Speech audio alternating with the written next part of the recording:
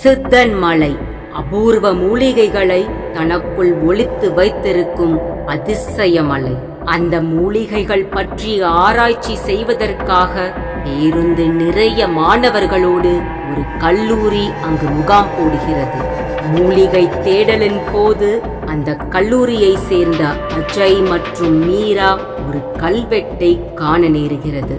அந்த கல்வெட்டு சொல்லும் ரகசியம் என்ன? வாங்க கதைக்குள்ள போகலாம்.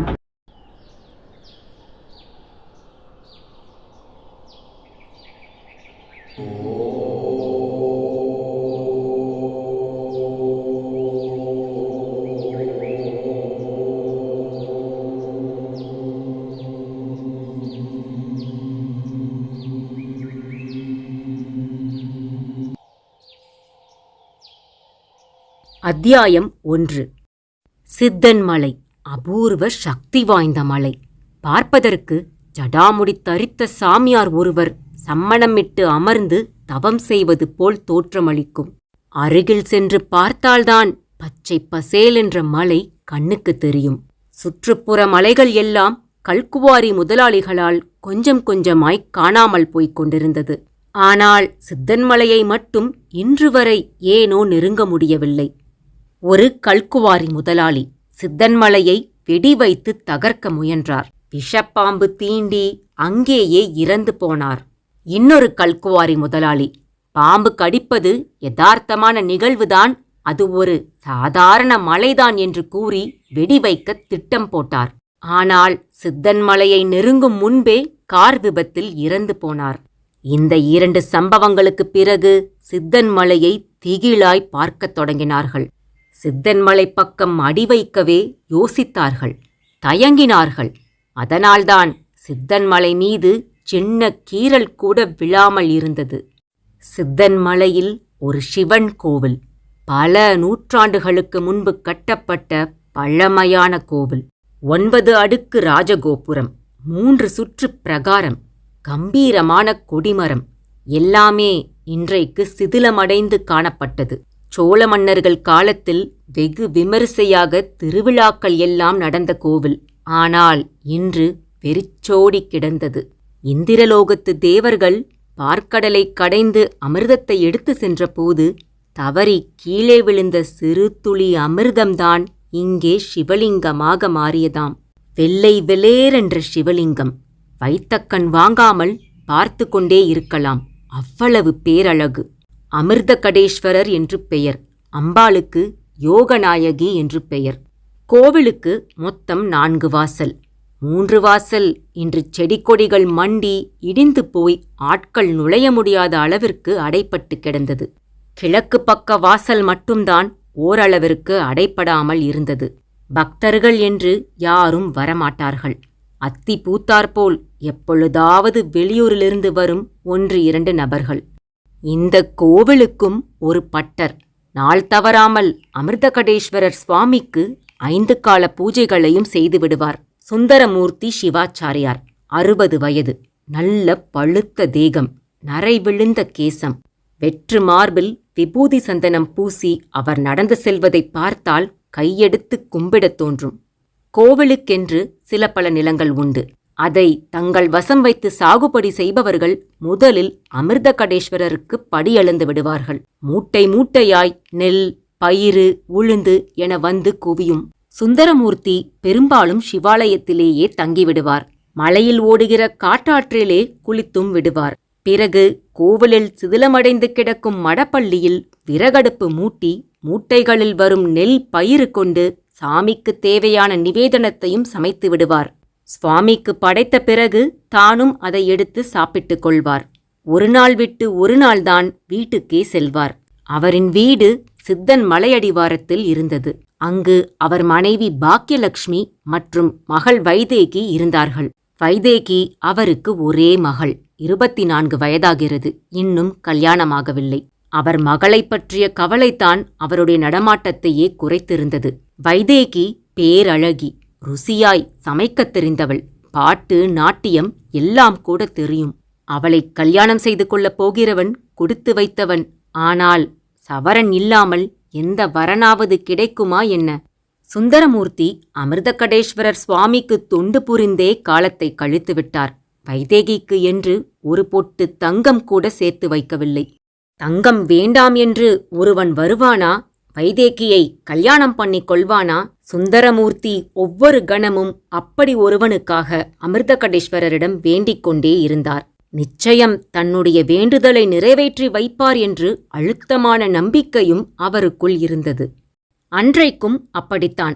உச்சிக்கால பூஜைக்கு குளித்துவிட்டு வருவதற்காக சிவாலயத்தை விட்டு வெளியே வந்தார். ஒரு கையில் பெரிய வெண்கலக் குடம், இன்னொரு கையில் சிறிய வெண்கல சொம்பு. வெள்ளாற்றை நோக்கி நடந்து கொண்டிருந்தார். சுந்தரமூர்த்திக்காக ஒரு அதிசயம் அங்கு காத்து கொண்டிருந்தது. அத்தியாயம் 2. சித்தன் மலையடிவாரம். அங்கேதான் 50க்கும் அதிகமான வீடுகள் அங்கொன்றும் இங்கொன்றுமாய் காணப்பட்டது. பெரும்பான்மையான வீடுகளில் மனிதர்களே இல்லை. பிழைப்பு தேடி வீட்டை காலி பண்ணிக்கொண்டு நகரத்து பக்கமாய் சென்று விட்டார்கள். மனித பராமரிப்பு இல்லாத வீடுகள் செடிக்கொடிகள் மண்டி இடிந்து பாழடைந்து காணப்பட்டன. சிவாச்சாரியார் சுந்தரமூர்த்தியின் வீடு ஒன்றுதான் ஓரளவிற்கு சீர்திருத்தம் செய்யப்பட்டு பளிச்சென்று காணப்பட்டது. அந்த காலத்து சுற்றுக்கட்டு வீடு. பூஜையறை, படுக்கையறை, சமையலறை, போதாதற்கு பின்கட்டு. நல்ல பெரிய வீடுதான். கூடத்தில் இரும்புச் சங்கிலிகளால் பிணைக்கப்பட்ட மாம்பலகை ஊஞ்சல் ஒன்று தொங்கிக் கொண்டிருந்தது. ஊஞ்சலில் படுத்திருந்தாள் வைதேகி. 24 வயது என்று சொன்னால் யாரும் நம்ப மாட்டார்கள். "டீ வைதேகி!" அடுக்களைக்குள் இருந்து குரல் கொடுத்தாள் பாக்கியலட்சுமி. ஊஞ்சலை விட்டு குதித்து அடுக்களைக்குள் ஓடினாள் வைதேகி. பாக்கியலட்சுமிக்கு 50ஐ தாண்டிய வயது. மாநிறம்தான். எளிமையான நூல் சேலைதான் கட்டுவாள். முகத்தில் எப்பொழுதுமே சாந்தம் பொங்கி வழியும். "வைதேகி, ஆவக்காய் மாங்காய்க்கு கடுகையும் வெந்தயத்தையும் பொடி பண்ண சொன்னேனே, எங்க வச்சிருக்கடி?" "இன்னும் பண்ணலம்மா, இதோ நிமிஷத்தில் பண்ணிடுறேன்." சொன்னவள் டப்பாவில் இருந்த கடுகையும் வெந்தயத்தையும் எடுத்துக்கொண்டு கல் உரலுக்கு அருகில் வந்து அமர்ந்தாள். "அப்படியே இதையும் நன்னா பொடி பண்ணிடு வைதேகி." பாக்கியலட்சுமி காய்ந்த மிளகாய்களை கொண்டு வந்து நீட்டினாள். வைதேகிக்கும் சுந்தரமூர்த்திக்கும் தயிர் சாதமும் ஆவக்காய் ஊறுகாயும் இல்லாவிட்டால் சாப்பாடு இறங்காது. ஒரு பீங்கான் ஜாடியினுள் மாங்காய் துண்டங்கள் நல்லெண்ணெயில் ஊறிக்கொண்டிருந்தது. அதிலிருந்து நறுமணம் கிளம்பியது. வைதேகிக்கு நாக்கில் உமிழ்நீர் சுரக்க ஆரம்பித்து விட்டது. "அம்மா, இவ்வளவு டேஸ்டா ஆவக்காய் போட யாராண்ட கத்துண்ட? இதையெல்லாம் கத்துக்கணுமாக்கும். கண்ணு பார்த்தா கை தானா செய்யணும்டி." சொல்லிக்கொண்டே பாக்கியலட்சுமி அந்த பீங்கான் ஜாடியின் வாய்ப்பகுதியை ஒரு மெல்லிய துணி கொண்டு மூடினாள். அப்போது அவர்கள் வீட்டு வாசலில் புழுதி பறக்க அம்பாசிடர் கார் ஒன்று வந்து நின்றது. காரில் இருந்து இறங்கினான் ஒரு அழகான இளைஞன். வைதேகி அவனை ஆச்சரியத்துடன் நிமிர்ந்து பார்த்தாள். அத்தியாயம் 3.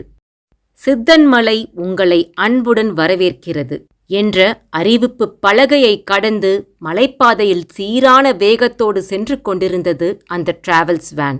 அந்த டிராவல்ஸ் வேனில் மொத்தம் 17 பேர் இருந்தார்கள். அனைவருமே தனியார் கல்லூரியை சேர்ந்தவர்கள்.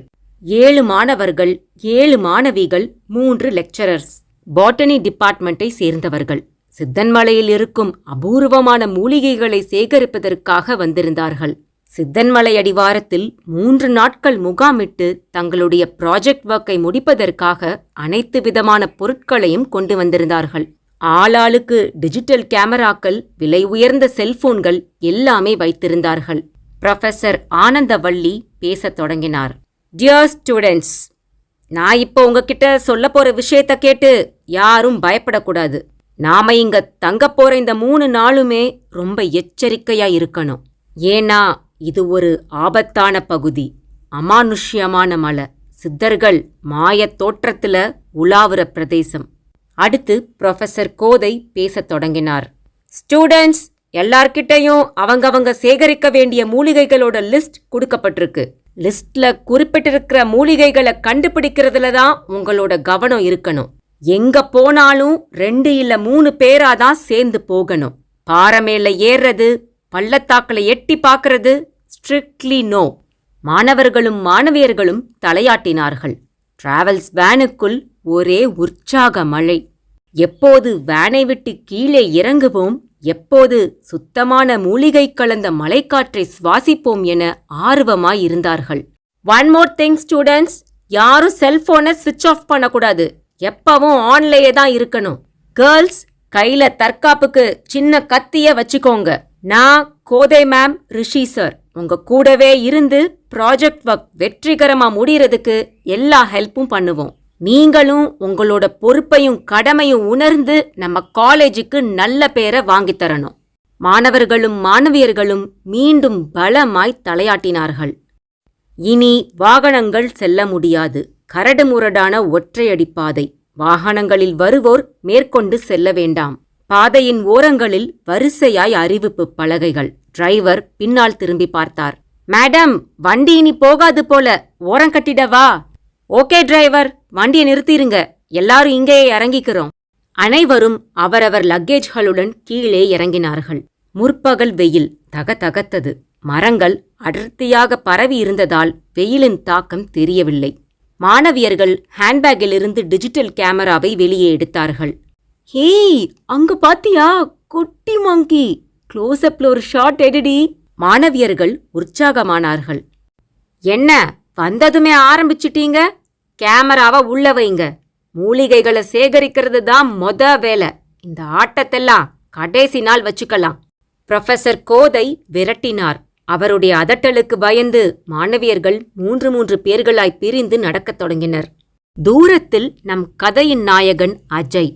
அஜய் தனது நண்பர்களுடன் சென்று கொண்டிருந்தான். அஜய்!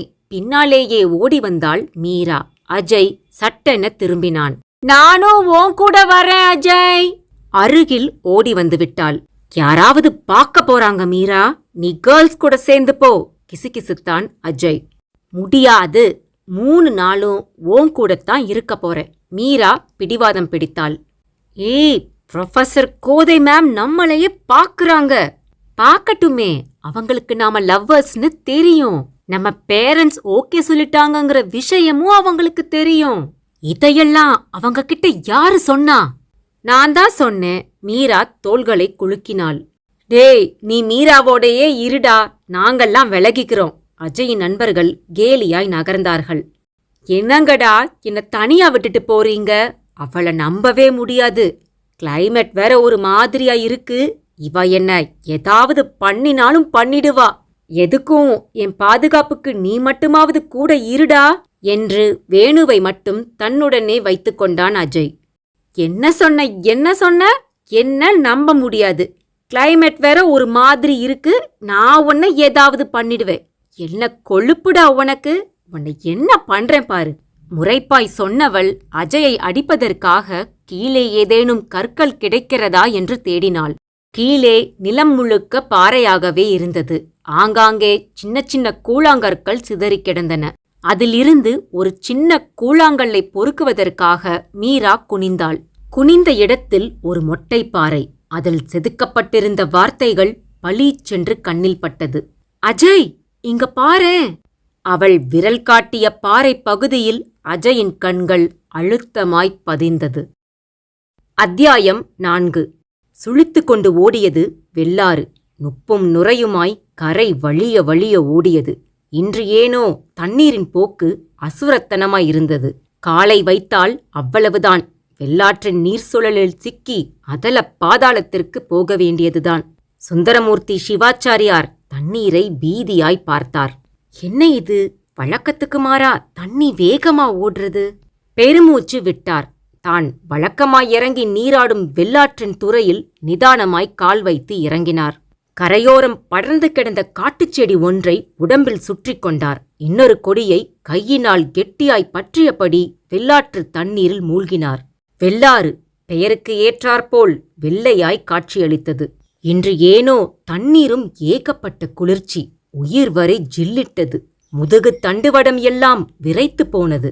ஓம் நமச்சிவாய மந்திரத்தை முணுமுணுத்தபடியே தண்ணீரில் மூழ்கி மூழ்கி எழுந்தார். குளிர்போன இடம் தெரியவில்லை. தண்ணீர் வெதுவெதுப்பாய் இருப்பது போல உணர்ந்தார். கேசத்தை அவிழ்த்து ஈரத்தோடு குடுமியாய் முடிந்து கொண்டார். வேஷ்டியின் ஈரத்தை பிழிந்து கட்டினார். சின்ன பிளாஸ்டிக் காகிதத்தில் மடித்து வைத்திருந்த விபூதி சந்தனம் குங்குமத்தையும் குழைத்து மேனியிலும் நெற்றியிலும் பூசிக்கொண்டார். வெண்கல குடத்திலும் அந்த வெண்கல சொம்பிலும் வெள்ளாற்று தண்ணியை நிரப்பினார். குடத்தை தோளிலும் சொம்பை கையிலும் சுமந்தபடி கரையேறி நடக்கத் தொடங்கினார். நடந்து கொண்டிருந்த பாதையில் கருங்கல் துண்டு ஒன்று கிடந்தது. காலை இடறிவிட்டது. குப்புற விழப்போனவர் எப்படியோ சுதாரித்து விட்டார். ஆனால் கையிலிருந்த வெண்கல சொம்பு நழுவி பொத்தென கீழே விழுந்தது. தண்ணீரோடு சிதறி ஆழமான பள்ளத்தை நோக்கி உருண்டது. சுந்தரமூர்த்தி பதறிப்போனார். அவருடைய தாத்தா காலத்து சொம்பு அது. தாத்தாவும் அப்பாவும் கூட அந்த சொம்பினால்தான் அமிர்தகடேஸ்வரர் சுவாமிக்கு அபிஷேகம் செய்தார்கள். போனால் போகட்டும் என விட்டுச் செல்ல மனசில்லை. ஈர வேஷ்டியை முழங்காலுக்கு மேலே உயர்த்தி கட்டிக்கொண்டார். எப்படியாவது தேடி எடுத்தே தீர வேண்டும் என வெறி. அடர்த்தியான புதர். இதுநாள் வரையில் சின்ன துரும்பை கூட அவர் தொலைத்தது கிடையாது. இவ்வளவு பெரிய வெண்கல சொம்பை தொலைத்துவிட்டு தேடி எடுக்காமல் போக மனசு இடம் தரவில்லை. தேடினார். தீவிரமாய் தேடினார். மூச்சை பிடித்துக்கொண்டு புதருக்குள் இறங்கினார். கழுத்தளவிற்கு அடர்த்தியான புதர். கைகளால் துளாவினார். ஒரு வழியாய் கையில் இடறியது சொம்பு. கெட்டியாய் பற்றி மேலே எடுத்தார். தண்ணீரோடு விழுந்த வேகத்தில் சொம்பு தட்டையாகி நசுங்கி காட்சியளித்தது. புதரை விட்டு மேலே ஏறி வந்து சொம்பை இப்படியும் அப்படியுமாய் புரட்டி புரட்டி பார்த்தார். பார்த்தவரின் கண்களில் ஆச்சரியம். வெண்கல சொம்பு முழுக்க முழுக்க மஞ்சள் வண்ணமாய் மாறியிருந்தது. உற்று பார்த்தார். நம்ப முடியாமல் பார்த்தார். என்ன அதிசயம்! வெண்கல சொம்பு சுத்தமான தங்கமாய் பளபளத்தது. அத்தியாயம் 5.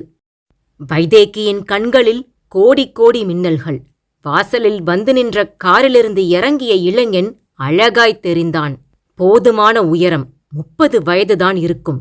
நல்ல சிவந்த தேகம், ஜீன்ஸ் பேண்ட், டி-ஷர்ட், கண்களில் கருப்பு கண்ணாடி, திரும்ப திரும்ப பார்க்க தோன்றும் வசீகரமான முகம். தோள்களை குலுக்கியபடி வாசல்படி ஏறிக்கொண்டிருந்தான். அவனைத் தொடர்ந்து நடுத்தர வயதில் ஒரு ஆணும் பெண்ணும் காரிலிருந்து இறங்கினார்கள். அந்த இளைஞனின் பெற்றோராய் இருக்க வேண்டும். அவர்களும் ஏற்கனவே வந்தவர்கள் போல விறுவிறுவென படியேறிக் கொண்டிருந்தார்கள். அம்மா, அவளா நம்ம ஆத்துக்குத்தான் வர்றாமா? கிசுகிசுப்பாய் சொன்னாள் வைதேகி. பாக்கியலட்சுமியின் முதுகுக்கு பின்னால் பதுங்கி கொலுசுகள் சப்தமிட உள்ளறைக்குள் ஓடிப்போனாள். முந்தானையை இழுத்து போர்த்திக் கொண்டு முன்னால் வந்தாள் பாக்கியலட்சுமி. வாங்கோ, நீங்கள்லாம் யாரு? எங்கேருந்து வரேள்? நமஸ்காரம் மாமி. என் பேரு வாமனன். சொந்த ஊரு கும்பகோணம். பெங்களூர்ல வேலை பார்க்கிறேன். இவா என்னோட அம்மா, அப்பா. அவர்களை பற்றி அறிமுகப்படுத்திக் கொண்டான். மூவரும் ரேலியை தாண்டி வந்து கூடத்தில் போடப்பட்டிருந்த மரபெஞ்சில் அமர்ந்தார்கள். மாமி, கொஞ்சம் தாகத்துக்கு தீர்த்தம் தர்றேளா என்றாள் வாமனின் அம்மா பங்கஜம். காதுகளில் அணிந்திருந்த வைரத்தோடு கண்களை கூசியது. இரு கைகளிலும் அடுக்கடுக்காய் கண்ணாடி வளையல்கள். இடையிடையே தங்க வளையல்களும் மின்னியது. என் பேரு நரசிம்மன். உங்க ஆத்து மாமா இருக்காரா? கூப்பிடுங்கோ மாமி. வாமனின் அப்பா நரசிம்மன் முன்வழுக்கையை தடவியபடியே பாக்கியலட்சுமியை பார்த்து புன்னகை சிந்தினார். கொத்துவது போன்ற நீளமான மூக்கு, மீசையில்லாத உதடுகள், சற்றே சதுர முகம். தேகக்கட்டிற்கு சற்றும் பொருத்தமே இல்லாமல் தொளதொளவென்ற பேண்ட்டும் ஷர்ட்டும் போட்டிருந்தார். இரு புருவங்களுக்கு மத்தியில் நல்ல அரக்கு வண்ண குங்குமப் பொட்டு. பார்வையில் கத்தி மாதிரி கூர்மை. எங்க ஆத்து மாமாவை இப்ப பார்க்க முடியாதுங்க. அவர் சித்தன்மலை அமிர்தகடேஸ்வரர் கோவில்ல இருப்பார். சாயரச்சத்தான் வருவார். சாரி, அப்போ நாங்களே ஒரு நட கோவிலுக்கு போய் சாமியையும் மாமாவையும் ஒன்னாவே தரிசனம் பண்ணிடுறோம் என்றார் நரசிம்மன். யாரோடும் பேசாமல் வாமனனின் கண்களோ அங்கும் இங்கும் அலைப்பாய்ந்தது. விஷயத்த என்கிட்ட சொல்லக்கூடாதா, இல்ல மாமா கிட்டத்தான் சொல்லணுமா? துளசி இலை போடப்பட்ட சுவையான தண்ணீரை எவர்சில்வர் சொம்பு நிறைய கொண்டு வந்து நீட்டினாள் பாக்கியலட்சுமி. எல்லாம் நல்ல விஷயந்தான் மாமி. அப்புறம் என்ன சொல்லுங்கோ. உங்க ஆத்து வைதேகிய எங்க வாமனனுக்கு பொண்ணு கேட்டு வந்திருக்கோம் மாமி என்றாள் பங்கஜம். பாக்கியலட்சுமி திடுக்கிட்டாள். எங்க ஆத்து பொண்ணு பேரு வைதேகின்னு உங்களுக்கு எப்படி தெரிஞ்சது? அவ ஜாதகத்தை கூட நாங்க இன்னும் யாராண்டையும் தரலையே. ஜாதகத்தை தரலேனா கண்டுபிடிக்க முடியாதா? உங்க ஆத்து பொண்ணு வைதேகியோட ஓவியம் கூட எங்களாண்ட இருக்கு, பாக்குறேலா? என்ன சொல்றேள்? ஆச்சரியமா இருக்கே. உங்கள யாராவது இதுக்கு முந்தி எங்காத்து வைதேகிய பாத்திருக்கேளா என்றாள் பரவசமாய். பார்த்ததே இல்லை என்றாள் பங்கஜம். வாமனன் தன் கையில் கொண்டு வந்திருந்த பெரிய சைஸ் ஏர்பேக்கின் ஜிப்பை திறந்தான். லாமினேஷன் பண்ணப்பட்ட அந்த ஓவியத்தை வெளியே எடுத்தான். மாமி, எங்களுக்கு வேண்டிய சித்தர் ஒருத்தர் இருக்கார். ரொம்ப சக்தி வாய்ந்த சித்தர். அவர் சொன்னபடி நடக்கும். அவராண்ட போயி எங்க ஆத்து வாமனனுக்கு வயசு 30 முடிய போகுது, இன்னும் கல்யாண பாக்கியம் கிட்டலையேன்னு அழுது புலம்பினோம். அவர் கண்ண மூடி தன் ஞான திருஷ்டியினால ஒரு காகிதத்துல வைதேகிங்கிற பேரை எழுதி நீட்டினாரு. கூடவே அவளோட ஜாதக கட்டங்களையும் கிறுக்கிட்டார். இவாதான் உங்க வாமனனோட மனைவி. அவா வீடு சித்தன்மலை அடிவாரத்துல இருக்கு, தேடி கண்டுபிடிச்சு கல்யாணம் பண்ணிடுங்கன்னு சொன்னார். அவர்தான் வைதேகியோட ஓவியத்தையும் வரைஞ்சு தந்தார். சொன்னா நம்ப மாட்டேல்னு தெரியும், அதனால்தான் கையோட அந்த ஓவியத்தையும் கொண்டாந்திருக்கோம். நீங்க வைதேகிய கூப்பிடுங்கோ, அவளை நிக்க வச்சு ஓவியத்தோட ஒப்பிட்டு பார்க்கலாம். ஒரே மூச்சில் விஷயத்தை ஒப்பித்தாள் பங்கஜம். உரக்க பேசியதால் அத்தனை வார்த்தைகளும் உள்ளறைக்குள் இருந்த வைதேகியின் காதுகளிலும் விழுந்தது. வெளியே ஓடி வந்து எட்டி பார்க்க வேண்டும் போல அவள் கால்கள் பரபரவென்று துடித்தது. பாக்கியலட்சுமி வாமனனின் கைகளிலிருந்த ஓவியச் சுருளையே வைத்த கண் வாங்காமல் பார்த்தாள். அந்த ஓவியத்தை பிரிச்சு காட்டுங்கோ. முதல்ல வைதேகிய வெளியில வரச் சொல்லுங்கோ மாமி, உரிமையாய் பேசினான் வாமனன். வைதேகி, இப்படி வா, ஏன்? அவளாம் உன்னை பார்க்கணுமாம். உள்ளறையை பார்த்து குரல் கொடுத்தாள் பாக்கியலட்சுமி. அந்த அழைப்பிற்காகவே காத்திருந்த வைதேகி வெளியே ஓடி வந்தாள். நமஸ்காரம். மூவரையும் பார்த்து கைகளை குவித்தாள். வாமனன் கையிலிருந்த ஓவியச் சுருளை பரபரவென்று பிரித்தான். ஒரு முழு சார்ட் பேப்பர் அளவிற்கு வெள்ளை காகிதத்தில் வரையப்பட்டிருந்தது அந்த ஓவியம். முழுவதும் கருப்பு வண்ண மையினால் வரையப்பட்ட ஓவியம்.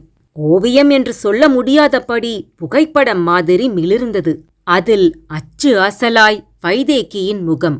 வைதேகியின் இதயம் வேகமாய் துடித்தது. அத்தியாயம் 6. மீரா கை காட்டிய இடத்தில் அஜயின் கண்கள் அழுத்தமாய் பதிந்தது. அந்த பாறையின் மீது செதுக்கப்பட்டிருந்த எழுத்துக்களை அவசரமாய் வாசித்தான் அஜய். கோடி தங்கம் கொட்டி கிடக்கு, ஆகாசம் பார்க்க ஆபத்தும் இருக்கு, கிளிமூக்கு காகம், சைவ கொக்கு, படமில்லா நாகம், பார்க்கும் கண்களே புதையல் காணும், அறிவு இருந்தால் கண்டுபிடி, ஆயுள் முடிந்தால் அள்ளிப்போ. சில இடங்களில் பாதி எழுத்துத்தான் தெரிந்தது. அவனாக யூகம் பண்ணித்தான் முழுவதையும் வாசித்தான். கல்வெட்டு எழுத்துக்களை விட்டு கண்களை அகற்றவில்லை அஜய். மீராவும் கீழே மண்டியிட்டு அமர்ந்து ஒவ்வொரு வரியாய் வாசித்தாள். இதுக்கு மீனிங் என்னன்னு நான் சொல்லட்டுமா அஜய்? இந்த சித்தன் மலையில கோடிக்கணக்கான ரூபா மதிப்புள்ள தங்க புதையல் மறைஞ்சிருக்குன்னு நினைக்கிறேன். அதத்தான் யாரோ இங்க கல்வெட்டா செதுக்கி வச்சிருக்காங்க. காக்கா கருப்பா தான் இருக்கும். கிளிமூக்கு மாதிரி சிவந்த அழகுடைய காக்காவையோ, சைவமாயிருக்கிற கொக்கையோ, படமெடுக்காத நாகப்பாம்பையோ யாருமே பார்க்க முடியாது. அப்படி பார்க்கறவங்க கண்ணுல புதையல் அகப்படுங்கிறது தான் இதோட மீனிங். மீரா ஏதோ பெரிய ஆராய்ச்சியாளர் மாதிரி தனக்குள் தோன்றியதை அஜயிடம் கூறினாள். அறிவிருந்தால் கண்டுபிடி, ஆயுள் முடிந்தால் அள்ளிப்போன்னு எழுதியிருக்கே, இத பத்தி என்ன நினைக்கிற மீரா? புதஞ்சு கிடக்கிற புதையல தேடுறவங்களுக்கு இந்த மலையிலேயே ஆயுள் முடிஞ்சிரும்னு சொல்லுதுன்னு நினைக்கிறேன். புதையல தேடி எடுக்கிறதே சந்தோஷமா வாழ்றதுக்கு தான். இதை எடுக்கிறவங்களோட ஆயுள் இங்கே முடிஞ்சிடும்னா இந்த புதையல் நமக்கெதுக்கு? இருவரும் பேசிக் கொண்டிருப்பதை தூரத்திலிருந்து கவனித்து விட்டார் புரொஃபசர் ஆனந்தவல்லி. வேகமாய் அவர்களை நோக்கி வந்தார். 2 பேரும் என்ன செய்றீங்க? மேம், இந்த கல்வெட்டு எழுத்துக்களை படிச்சுட்டு இருந்தோம். இந்த மலையில கோடி தங்கம் பதுக்கப்பட்டிருக்கான். யாரோ பாறையில எழுதி வச்சிருக்காங்க மேம். மீரா புரொஃபசர் ஆனந்தவல்லியிடம் சொன்னாள். புரொஃபசரும் தன் மூக்கு கண்ணாடியை சரி செய்து கொண்டு பாறையில் செதுக்கப்பட்டிருந்த எழுத்துக்களை வாசித்தார். நான் தான் அப்பவே சொன்னேனே, இது ஒரு அதிசயம் அல்லன்னு. இது மாதிரி கல்வெட்டுக்கள் இங்க ஏராளமா பார்க்கலாம். நம்ம மனச திசை மாத்தி விடுற விஷயங்கள் நிறைய இருக்கும். நாம தான் கட்டுப்பாடோட இருக்கணும், இல்லாட்டி ஏமாந்துடணும். இந்த கோடி தங்கம் கொட்டி கிடக்குங்கிற வார்த்தை எதை குறிக்குது தெரியுமா? இங்க மலை முழுசும் படர்ந்து இருக்கிற அபூர்வ மூலிகைகளை தான் குறிக்குது. மூலிகைகளுக்கு விலை மதிப்பே கிடையாது. கொடிய நோய்களை குணப்படுத்துற மூலிகைகள்ல இருந்து இரும்ப தங்கமாக்குற அற்புத மூலிகைகள் வர இந்த மலைக்காட்டுல கொட்டி கிடக்கு. அறிவிருந்தா கண்டுபிடிக்கலாம். மேடு பள்ளம் காடு கரணு அலையறப்போ உயிருக்கு ஆபத்து வந்துடும். இதத்தான் இந்த கல்வெட்டு வார்த்தை சொல்லுது. என்ன மேம், இதுக்கு இதுவா அர்த்தம்? ஆமா, இங்க தங்கமும் இல்ல வைரமும் இல்ல. எங்க திரும்பினாலும் பாறையில இப்படித்தான் எதையாவது செதுக்கி வச்சிருப்பாங்க. கண்டத பார்த்து மனச அலைப்பாய விடாம வந்த வேலைய மட்டும் பாருங்க. மத்த ஸ்டூடெண்ட்ஸ் கிட்ட இத பத்தி டிஸ்கஸ் பண்ற வேலையும் வேண்டாம். அப்புறம் அவன் மூலிகையை தேடி சேகரிக்காம தங்கம் இருக்கு வைரப்புதையில் இருக்குன்னு தேடி அலைய ஆரம்பிச்சிடுவான். வீணா வம்ப விலை கொடுத்து வாங்காதீங்க. Go to your work. Professor Anandavalli தெளிவாய் எடுத்து கூறினார். மீராவும் அஜயும் தலையை அசைத்தார்கள். மீரா, இங்க வா. என்ன நீ அஜயோட சுத்திட்டு இருக்க? மேம், அது தெரியும். ஆனா இங்க எதுவும் வேண்டாம். நீ கேர்ள்ஸோட சேர்ந்து போ. உன்னை அஜயோட சேர்ந்து இன்னொருக்க பார்த்தேன், தொலைச்சிடுவேன். கல்யாணத்துக்கு பிறகு கைய கோத்துட்டு எங்க வேணா சுத்துங்க. யாரு கேட்க போறா? புரொஃபசர் ஆனந்தவள்ளி கடுமையாய் எச்சரித்தார். Sorry ma'am. அஜயை அழுகையாய் பார்த்தபடியே அங்கிருந்து நகர்ந்தாள். இங்கு நடந்த எதையுமே கண்டு கொள்ளாமல் தனியாய் ஒரு பாறை மீது அமர்ந்த வேணுவிடம் அஜய் சென்றான். டேய் வேணு, வாடா. மீரா கேர்ள்ஸ் கூட தான் போகணும்னு ப்ரொஃபசர் சொல்லிட்டாங்க. வா, நாம போய் வேலைய பார்க்கலாம். இருவரும் சற்று தூரம் நடந்து சென்று ஒரு சரிவில் இறங்கினார்கள். திரும்பிய திசையெங்கும் பச்சை போர்வையாய் செடிக்கொடிகள். முழங்கால் உயரத்திற்கு மண்டி கிடந்தது. மூலிகை லிஸ்ட் கொண்ட ஃபைலை விரித்தார்கள். உள்ளே மூலிகைச் செடிகளின் வண்ணப்படங்களும் பெயர்களும் வரிசையாய் குறிப்பிடப்பட்டிருந்தது. பிறகு அஜய் ஒரு பக்கமும் வேணு ஒரு பக்கமும் ஆர்வமாய் ஆராயத் தொடங்கினார்கள். அப்போது அஜயின் தோளை உரசியபடியே பறந்து வந்து ஒரு முள்செடி மேல் அமர்ந்தது அந்த காகம். யதார்த்தமாய் அந்த பக்கம் திரும்பிய அஜய் திக்கென்று அதிர்ந்தான். காகத்தின் மூக்கு கிளியின் அழகை போல சிவப்பாய் காட்சியளித்தது. கிளிமூக்கு காகம். கல்வெட்டில் பார்த்த வார்த்தைகள் மனசுக்குள் ஓட குப்பென வியர்த்தான் அஜய். அத்தியாயம் 7. காண்பதெல்லாம் கனவா இல்லை நினைவா? சுந்தரமூர்த்தி சிவாச்சாரியார் சுத்த தங்கமாய் மாறிப்போயிருந்த அந்த சொம்பையே புரட்டி புரட்டி பார்த்து கொண்டிருந்தார்.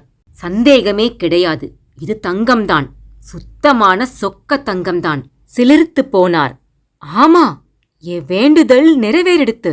அமிர்தகடேஸ்வரர் சுவாமிதான் எனக்காக இந்த வெண்கல சொம்ப தங்கமாக்கி கொடுத்திருக்காரு. வைதேகியோட கல்யாணத்துக்கு இது போதுமே. ஒட்டியான வரைக்கும் தங்கத்திலேயே செஞ்சு போடுவேன். சுந்தரமூர்த்தியின் கண்களிலிருந்து கண்ணீர் சரசரவென்று வழிந்தது. கையிலிருந்த தங்க சொம்பையும் அது விழுந்த அந்த அடர்த்தியான புதரையும் மாறி மாறி பார்த்தார். அப்போ தகரத்தை கூட தங்கமாக்குற மூலிகை இந்த புதருக்குள்ளதான் இருக்கு. நீ வேணா பாரு சுந்தரா, இந்த சித்தன் மலை என்னைக்காச்சும் ஒரு நாள் உன்னை குப்பேரனா மாத்துனாலும் ஆச்சரியமில்ல. சின்ன குழந்தையாக இருந்த காலத்தில் அப்பாவின் கையை பற்றியபடி வெள்ளாற்றில் குளிக்க செல்கிற போது அப்பா சொன்ன இந்த வார்த்தைகள் மனசுக்குள் ஒலித்தது. அப்பா சொன்னது உண்மைதான். இதோ அந்த வார்த்தை பளிச்சிடுச்சு. வெங்கல சொம்பு கீழே விழுந்த வேகத்தில் அந்த அதிசய மூலிகைச் செடியில் விழுந்து இலைகள் நசுங்கி சாறு வெண்கல சொம்பில் பட்டு மாற்றம் நிகழ்ந்திருக்கிறது. வெண்கலம் தங்கமாகிவிட்டது. அதிசய மூலிகையின் சாறுதான் காரணம். தண்ணியோட இருக்கிற அந்த வெண்கல குடத்தையும் உள்ள வீசி பார்க்கலாமா? குடம் முழுசும் தங்கமா மாறுமே. சந்தோஷத்துல நெஞ்சே வெடிச்சிடும். வேண்டாம், பேராசை கூடாது. கிடைச்ச வர போதும். அளவுக்கு அதிகமா ஆசைப்பட்டா ஆபத்துல முடிஞ்சிரும். இந்த தங்க மூலிகை ரகசியமும் யாருக்கும் தெரியக்கூடாது. குறிப்பா பாக்கியலட்சுமிக்கு மட்டும் தெரியக்கூடாது. தெரிஞ்சா அவ்வளவுதான். வீட்ல இருக்கிற எல்லா வெண்கல பொருட்களையும் எடுத்து வந்து இந்த பள்ளத்துக்குள்ள வீசி பார்க்க ஆரம்பிச்சிருவா. அப்புறம் இந்த தங்க மூலிகை ரகசியம் வெளியில தெரிஞ்சிரும். சித்தன் மலையில தாங்காத அளவுக்கு மனுஷங்க கூட்டமா வந்துருவாங்க. ஒரு புல் செடிய கூட விட்டு வைக்க மாட்டாங்க. பச்சை மலையே மொட்டை மலையா மாறிடும். அபூர்வமான இந்த சித்தன் மலை அழியறதுக்கு நானே காரணமாக கூடாது. தனக்குத்தானே சொல்லிக்கொண்டு அங்கிருந்து வைராகியத்துடன் கோவிலை நோக்கி நடந்தார். தோளில் தண்ணீர் குடம், கையில் தங்க சொம்பு. அமிர்தகடேஸ்வரர் சுவாமி கோவிலை நெருங்கினார். சாமி குரல் கேட்டு நிமிர்ந்தார். நான் உங்களுக்காகத்தான் காத்திருக்கேன் சாமி. கோவிலின் கருங்கல் படிக்கட்டில் அமர்ந்திருந்த சுமங்கலி பெண்ணொருத்தி அவரை பார்த்ததும் புன்னகையோடு எழுந்தாள். யாருமா நீ? சாமி, என் பேரு அமிர்தவல்லி. சொந்த ஊர் திருச்சிற்றம்பலம். என் பொண்ணுக்கு இன்னும் 10 நாள்ல கல்யாணம். என் கணவர் பெரிய தொழிலதிபர். அதனால வசதியான குடும்பத்துல தான் பொண்ணுக்கு கல்யாணம் பேசணும். இப்ப என் கணவருக்கு திடீர்னு தொழில லட்சக்கணக்கில் நஷ்டமாயிடுச்சு. அந்த ஏக்கத்திலேயே வெளியில நடமாட முடியாம படுக்கையில விழுந்துட்டார். அச்சடிச்ச கல்யாண பத்திரிக்கைய ஊர் முழுக்க கொடுத்தும் முடிச்சாச்சு. 100 சவரன் இருந்தாதான் என் பொண்ணு கழுத்துல தாலி ஏறும். தங்கம் இல்லாம என் பொண்ணு கல்யாணம் நின்னு போயிடுமோன்னு பயமா இருக்கு சாமி. அதனால தான் இந்த சித்தன் மலையில இருக்கிற அமிர்த கடேஸ்வர சாமியையும் யோகநாயகி அம்பாளையும் தேடி வந்தேன். மனமுருக வேண்டிக்கிட்டேன். அந்த பெண்மணி அமிர்தவள்ளி தழுதழுப்பாய் பேசினாள். மஞ்சள் சேலை கட்டியிருந்தாள். முகம் நிறைய மஞ்சள் பூசியிருந்தாள். நெற்றியில் பெரிய குங்குமத் திலகம். மேனியில் பொட்டு தங்கமில்லை. ஆனாலும் ரொம்ப லட்சணமாய் கையெடுத்து கும்பிட வேண்டும் போல தோன்றியது. அவளுடைய கண்களில் ஏதோ ஒரு ஒளி. சுந்தரமூர்த்தி சிவாச்சாரியார் அவளை கனிவாய் பார்த்தார். நீ கவலையே படாதம்மா. அமிர்தகடேஸ்வரர் சுவாமி கிட்ட சொல்லியாச்சோன்னோ, அவர் பார்த்துப்பார். உன் பொண்ணு கல்யாணம் அமோகமா நடக்கத்தான் போகுது என்றபடியே கோவிலுக்குள் நுழைந்து உள்பிரகாரத்தில் நடக்கத் தொடங்கினார். சாமி, பின்னாடியே சென்றாள் அமிர்தவள்ளி. உன் பொண்ணு கல்யாணம் அமோகமா நடக்கத்தான் போகுதுன்னு வெறும் வாயால சொன்னா மட்டும் போதுமா சாமி? வேற என்னமா பண்ணணும்? அத செயல்லையும் காட்டுங்க சாமி. நானோ ஏழை சிவாச்சாரியார். என்னால என்னம்மா பண்ண முடியும்? மனசு வச்சா இப்பவே முடியும் சாமி. என்னம்மா சொல்ற? உங்க கையில இருக்கிற அந்த தங்க சொம்ப எனக்கு தானமா தர்றீங்களா சாமி? சுந்தரமூர்த்தி சிவாச்சாரியார் திக்கென நிமிர்ந்தார். அத்தியாயம் 8. அந்த ஓவியத்தை நம்பவே முடியாமல் பார்த்தாள் வைதேகி. அவளை அப்படியே புகைப்படம் எடுத்தது போல வரையப்பட்டிருந்தது ஓவியம். பாக்கியலட்சுமியோ பிளந்த வாயை மூடவே இல்லை. பிரமிப்பின் உச்சத்திற்கே போயிருந்தாள். மாமி, பார்த்தேலா உங்க பொண்ணோட ஓவியத்தை? ஆச்சரியமா இருக்கோன்னோ? இந்த நிமிஷம் எங்களுக்கும் அப்படித்தான் இருக்கிறது. ஓவியமா பார்த்த பொண்ண ரத்தமும் சதையுமா உயிரோட பாக்குறோமே. அம்மாடி வைதேகி, இப்படி வாமா, என் பக்கத்துல வந்து உட்காரேன். மகாலட்சுமி ஆட்டம் இருக்கிற உன் முகத்தை நாளெல்லாம் பார்த்துண்டே இருக்கலாம் போல தோன்றது. பங்கஜம் முகம் முழுவதும் பிரகாசமாய் ஒளித்தது. வைதேகிக்கு ஒன்றுமே புரியவில்லை. என்னம்மா இதெல்லாம் என்பது மாதிரி கண்களாலேயே பாக்கியலட்சுமிக்கு பாவனை காட்டினாள். அம்மாடி வைதேகி, வெக்கப்படாம என் புள்ள வாமனனை பாருமா. உனக்கு வாமனனை புடிச்சிருக்கா என்று உரிமையாக பேசினாள். மாமி, எதா இருந்தாலும் எங்க ஆத்துக்காரர் வந்ததும் பேசிக்கலாம். பாக்கியலட்சுமி சுதாரித்துக் கொண்டாள். மனசுக்குள் என்னமோ நெருடலாய் தோன்றியது. கல்யாணம்ங்கிறது 1000 காலத்து பயிர். ஒரு ஓவியத்தை வச்சு அதை சட்டுன்னு முடிவு பண்ணிட முடியாது. எங்க ஆத்துக்காரர் வந்துடட்டும். முதல்ல அவருக்கு பிடிக்கணும். அப்புறம் சித்தன்மலை அமிர்தகடேஸ்வரர் சுவாமி உத்தரவு தரணும். பிறகுதான் மத்தத பத்தி பேச முடியும். வைதேகி, நீ முதல்ல உள்ள போடி. ஏக்கு மாதிரி நின்னுண்டு இருக்கா. மூச்சிறைக்க படபடத்தாள் பாக்கியலட்சுமி. வாமனன் முகம் சுருங்கிவிட்டது. பங்கஜத்தின் முகமும் வாடிப்போனது. மாமி, நான் ஏதாவது தப்பா பேசினா மன்னிச்சுடுங்கோ. எங்க வீட்டு வைதேகிய அவளோட அப்பா இல்லாத நேரத்துல உங்க பையன் முன்னால நிறுத்தி புடிச்சிருக்கான்னு கேட்டேலே, அது எனக்கு பிடிக்கல மாமி. வீட்டுக்கு வர்றவங்களுக்கு தண்ணீர் கொடுத்து உபசரிக்கிறது வேற, பொண்ணுன்னு பார்க்க வர்றது வேற. ரெண்டுக்கும் வித்தியாசம் இருக்கு மாமி. மன்னிச்சுக்கோங்கோ மாமி, எனக்கு வெள்ளந்தி மனசு. ஓவியத்துல இருக்கிற பொண்ண உசுரோட நேர்ல பார்த்த பிரமிப்புலையும் சந்தோஷத்திலையும் வார்த்தைகளை விட்டுட்டேன். வைதேகி, நீ உள்ள போமா. உங்க அப்பா வர வரைக்கும் நாங்க வெளி திண்ணையிலே உட்கார்ந்திருக்கோம். மூவரும் எழுந்தார்கள். பாக்கியலட்சுமிக்கு தர்ம சங்கடமாக இருந்தது. பரவாயில்ல மாமி, நீங்க 3 பேரும் உள்ளாரையே இருக்கலாம். எனக்கு எந்த ஆட்சேபனையும் கிடையாது. ஆனா அவர் வர்ற வரைக்கும் கல்யாண பேச்ச மட்டும் பேச வேணாம். பெத்தவர் முன்னாடி வச்சு பேசணுங்கிறது தான் என்னோட கோரிக்கை. வாமனனை அடிக்கண்ணால் பார்த்தபடியே உள்ளறைக்குள் ஓடிப்போனாள் வைதேகி. திரும்பவும் சொல்றேன், என தப்பா எடுத்துக்காதேல். செத்த பொறுங்கோ, உங்களுக்கு காப்பி கலந்து எடுத்துண்டு வரேன். பாக்கியலட்சுமி அடுக்களை பக்கமாய் நகர்ந்தாள். வாமனன் சற்றும் யோசிக்காமல் வைதேகி இருந்த உள்ளறையை நோக்கி போனான். ஜன்னல் ஓரமாய் முதுகு காட்டி நின்று கொண்டிருந்த வைதேகியை நெருங்கினான். வைதேகி! வைதேகி திடுக்கிட்டு திரும்பினாள். நீங்க என்னத்துக்கு இங்கெல்லாம் வர்றேல்?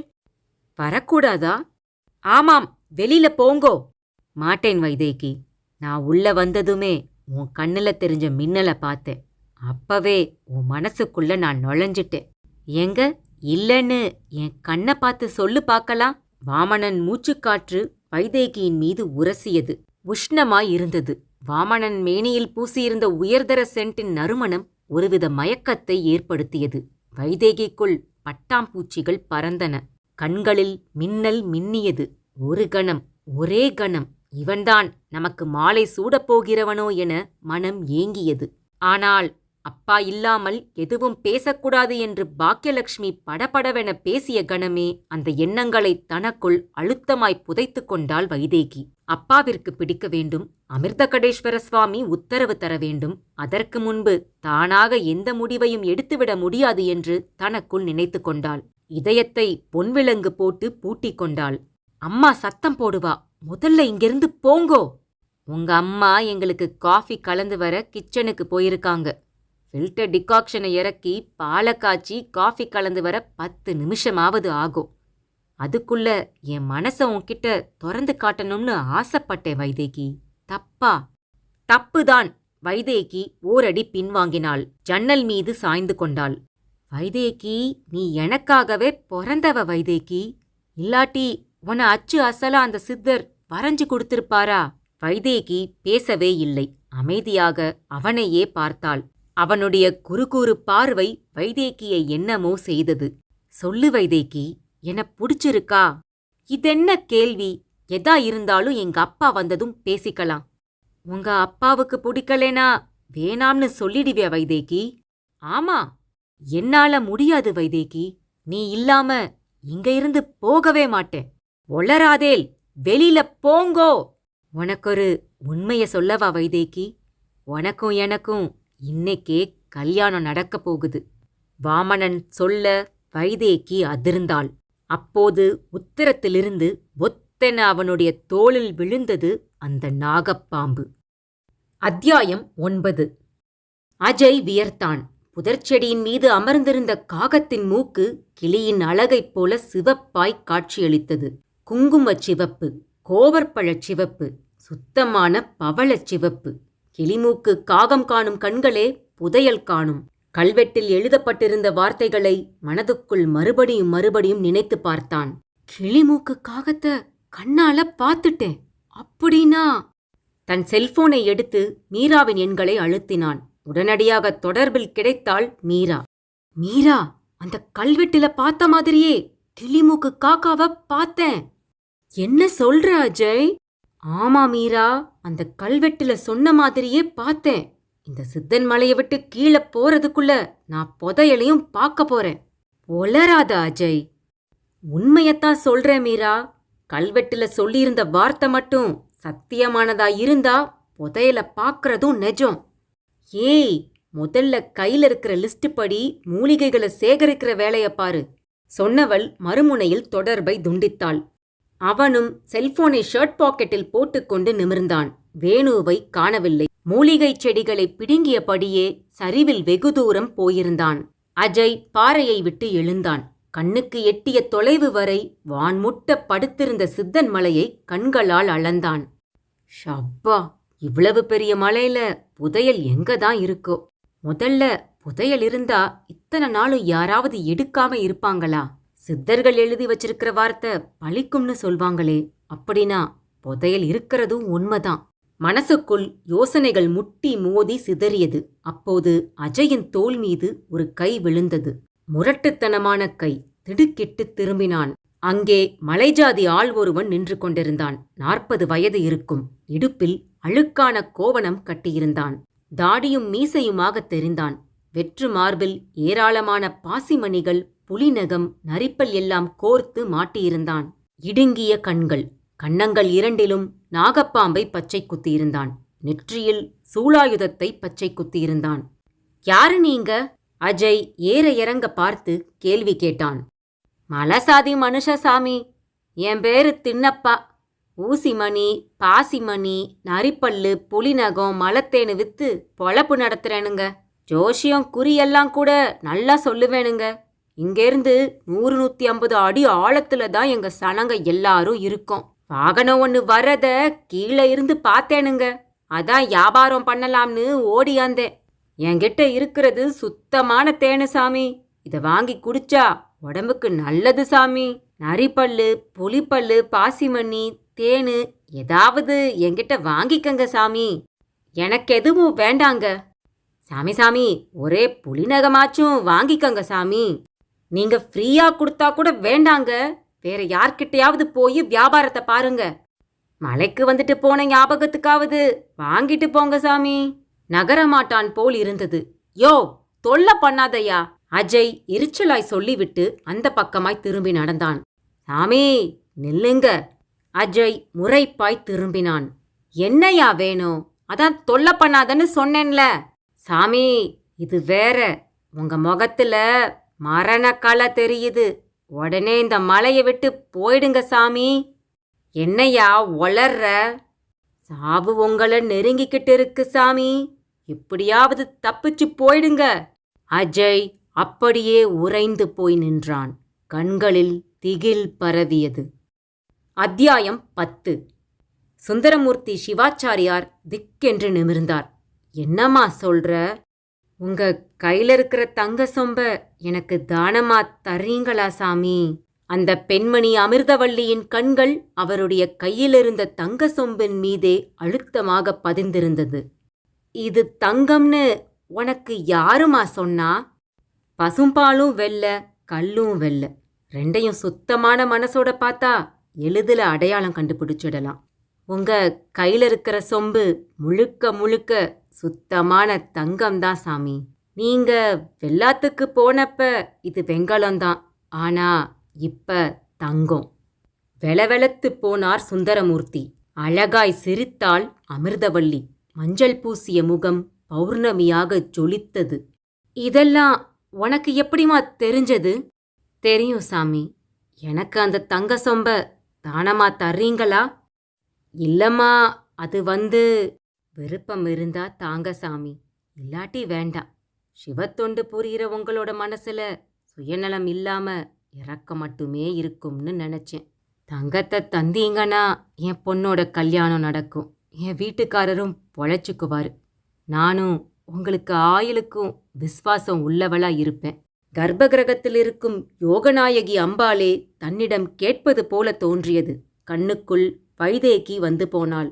வைதேகிக்கு இன்னும் மாப்பிள்ளையே பார்க்கல. ஆனா பாவம், இந்த பொண்ணுக்கு மாப்பிள்ளை பார்த்து ஊரு பூரா பத்திரிக்கை வேற கொடுத்துருக்காங்க. பாவம், ஒரு இளம் பொண்ணோட கல்யாணம் நிற்கக்கூடாது. அது கொடுமையிலையும் கொடுமை. ஒரு முடிவுக்கு வந்தார். இந்தாமா, இதை நீயே வச்சுக்கோ. அந்த தங்க சொம்பை அமிர்தவல்லியிடம் நீட்டினார். ரொம்ப நன்றி சாமி. பரவாயில்லம்மா. அதற்கு மேல் அங்கு நிற்கவில்லை. தண்ணீருடன் இருந்த வெங்கலக் குடத்தை எடுத்துக்கொண்டு கோவிலுக்குள் இருந்த மடப்பள்ளிக்குள் நுழைந்தார். விறகடுப்பை பற்ற வைத்து பாத்திரத்தில் குடத்து நீரை ஊற்றி கொதிக்க வைத்தார். உச்சிக்கால பூஜைக்கு அமிர்தகடேஸ்வர சுவாமிக்கு படைப்பதற்காக அரிசியையும் பருப்பையும் கலந்து கொதிக்கிற நீரில் கொட்டினார். வெண்ணெயையும் கொதிக்கிற பருப்பு சாதத்தில் கொட்டி ஒரு கிளறி விட்டு மடப்பள்ளியை விட்டு வெளியே வந்தார். காலடி சப்தம் கேட்டது. கையில் தங்க சொம்புடன் 1000 கால் மண்டபத்தை நோக்கி போய்க் கொண்டிருந்தாள் அமிர்தவல்லி. இன்னும்மா இந்த அம்மா போகல? அதான் கேட்டதை கொடுத்துட்டேனே. ஒரே குழப்பமா இருக்கே. சொம்பு தங்கமான விஷயத்த கண்ணால பார்த்தத போல சொல்றாளே. இப்போ 1000 கால் மண்டபம் பக்கமா எதுக்காக போறா? அங்க அவளுக்கு என்ன வேலை? ஏமா, கொஞ்சம் நில்லு. அங்க எதுக்குமா போற? பின்னாடியே ஓடினார். மூச்சு வாங்கியது. அமிர்தவல்லியோ காதிலேயே வாங்காதது போல விறுவிறுவென்று 1000 கால் மண்டபத்தினுள் புகுந்திருந்தாள். சுந்தரமூர்த்தி சிவாச்சாரியாரும் 1000 கால் மண்டபத்தை நெருங்கினார். சிதிலமடைந்து காணப்பட்டது. ஏராளமான கல்தூண்கள் சாய்ந்து கிடந்தன. தூண்கள் முழுவதும் செதுக்கப்பட்டிருந்த கலைநயமிக்க சிற்பங்கள் எப்போது கீழே விழப்போகிறோமோ என்ற அச்சத்தோடு பரிதாபமாய் காட்சியளித்தன. வவ்வால்களும் புறாக்களும் படபடவென்று பறந்தன. அவற்றின் கழிவுகளும் எச்சங்களும் கெட்ட வாடையை வீசின. பகல் பொழுதுதான் என்றாலும் தீப்பந்தம் இல்லாமல் 1000 கால் மண்டபத்தினுள் நுழைய முடியாது. அவ்வளவு இருள். ஏமா, 1000 கால் மண்டபத்துல உனக்கு என்னமா வேலை? வெளியில வாமா.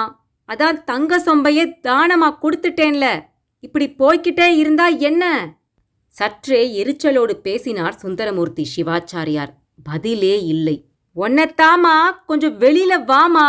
கல் தூண் ஏதாச்சும் சாஞ்சிடுச்சுன்னா தாங்க மாட்ட. என் பிராணனைய வாங்காம வெளியில வாமா. உரக்க கத்தியவர் எதேச்சையாக கீழே பார்த்தார்.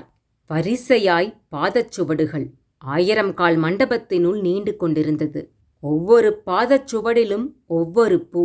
பவளமல்லிப்பூ, கொன்றைப்பூ, வெட்சிப்பூ, செவ்வரளிப்பூ, மகிழம்பூ, தாமரைப்பூ.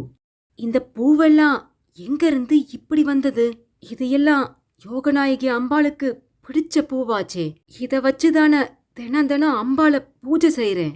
அப்படின்னா என்கிட்ட பேசிட்டு இருந்தது அம்பாளா? என சோதிக்கிறதுக்காகவே மனித உருவுல வந்திருந்தாளா? தங்கத்தை கொடுக்கற மாதிரி கொடுத்து தானம் வாங்கிக்கிட்டது அம்பாளா? மூலிகை ரகசிய தெரிஞ்சுக்கிட்ட எனக்கு சுயநலம் வந்துடக்கூடாதுன்னு அம்பாளே சோதனை பண்ணியிருக்கா. சுந்தரமூர்த்தி சிவாச்சாரியாரின் கண்களில் கண்ணீர் சரசரவென்று வழிந்தது. அப்படியே இருக்கரம் கூப்பி கீழே விழுந்தார். தாயே, யோகநாயகி தாயே! அவர் கீழே விழுந்த கணம் அந்த பாதச்சுவடுகளும் பூக்களும் மாயமாய் மறைந்திருந்தது. எழுந்தவர் திகைத்து போனார். இத்தனை வருட அனுபவத்தில் இதுபோன்ற சம்பவம் நடந்ததே இல்லை. இதை வெளியில் சொன்னால் கூட யாரும் நம்ப மாட்டார்கள். பாக்கியலட்சுமியும் வைதேகியும் கூட நம்ப மாட்டார்கள். திகைப்பு, குழப்பம், அதிர்ச்சி, பரவசம் ஒரே நேரத்தில் சுந்தரமூர்த்தியை முற்றுகையிட்டிருந்தது. சிலையாக ஒரு கருங்கல் தூண் மீது சாய்ந்தார். அப்போது அவர் காலடியில் வந்து விழுந்தது ஒரு ஓலை நறுக்கு. சுந்தரமூர்த்தி அதை எடுத்து விரித்தார். மூலிகைச்சாறு பூசப்பட்ட வார்த்தைகள் கண்ணுக்குத் தெரிந்தது. 1000 கோடி ரகசியம். வாசிக்கத் தொடங்கினார். அத்தியாயம் 11. உனக்கும் எனக்கும் இன்னைக்கே கல்யாணம் நடக்கப் போகுது. வாமனன் சொல்லி முடிப்பதற்குள் உத்தரத்திலிருந்து அவனுடைய தோளில் பொத்தென விழுந்தது அந்த நாகப்பாம்பு.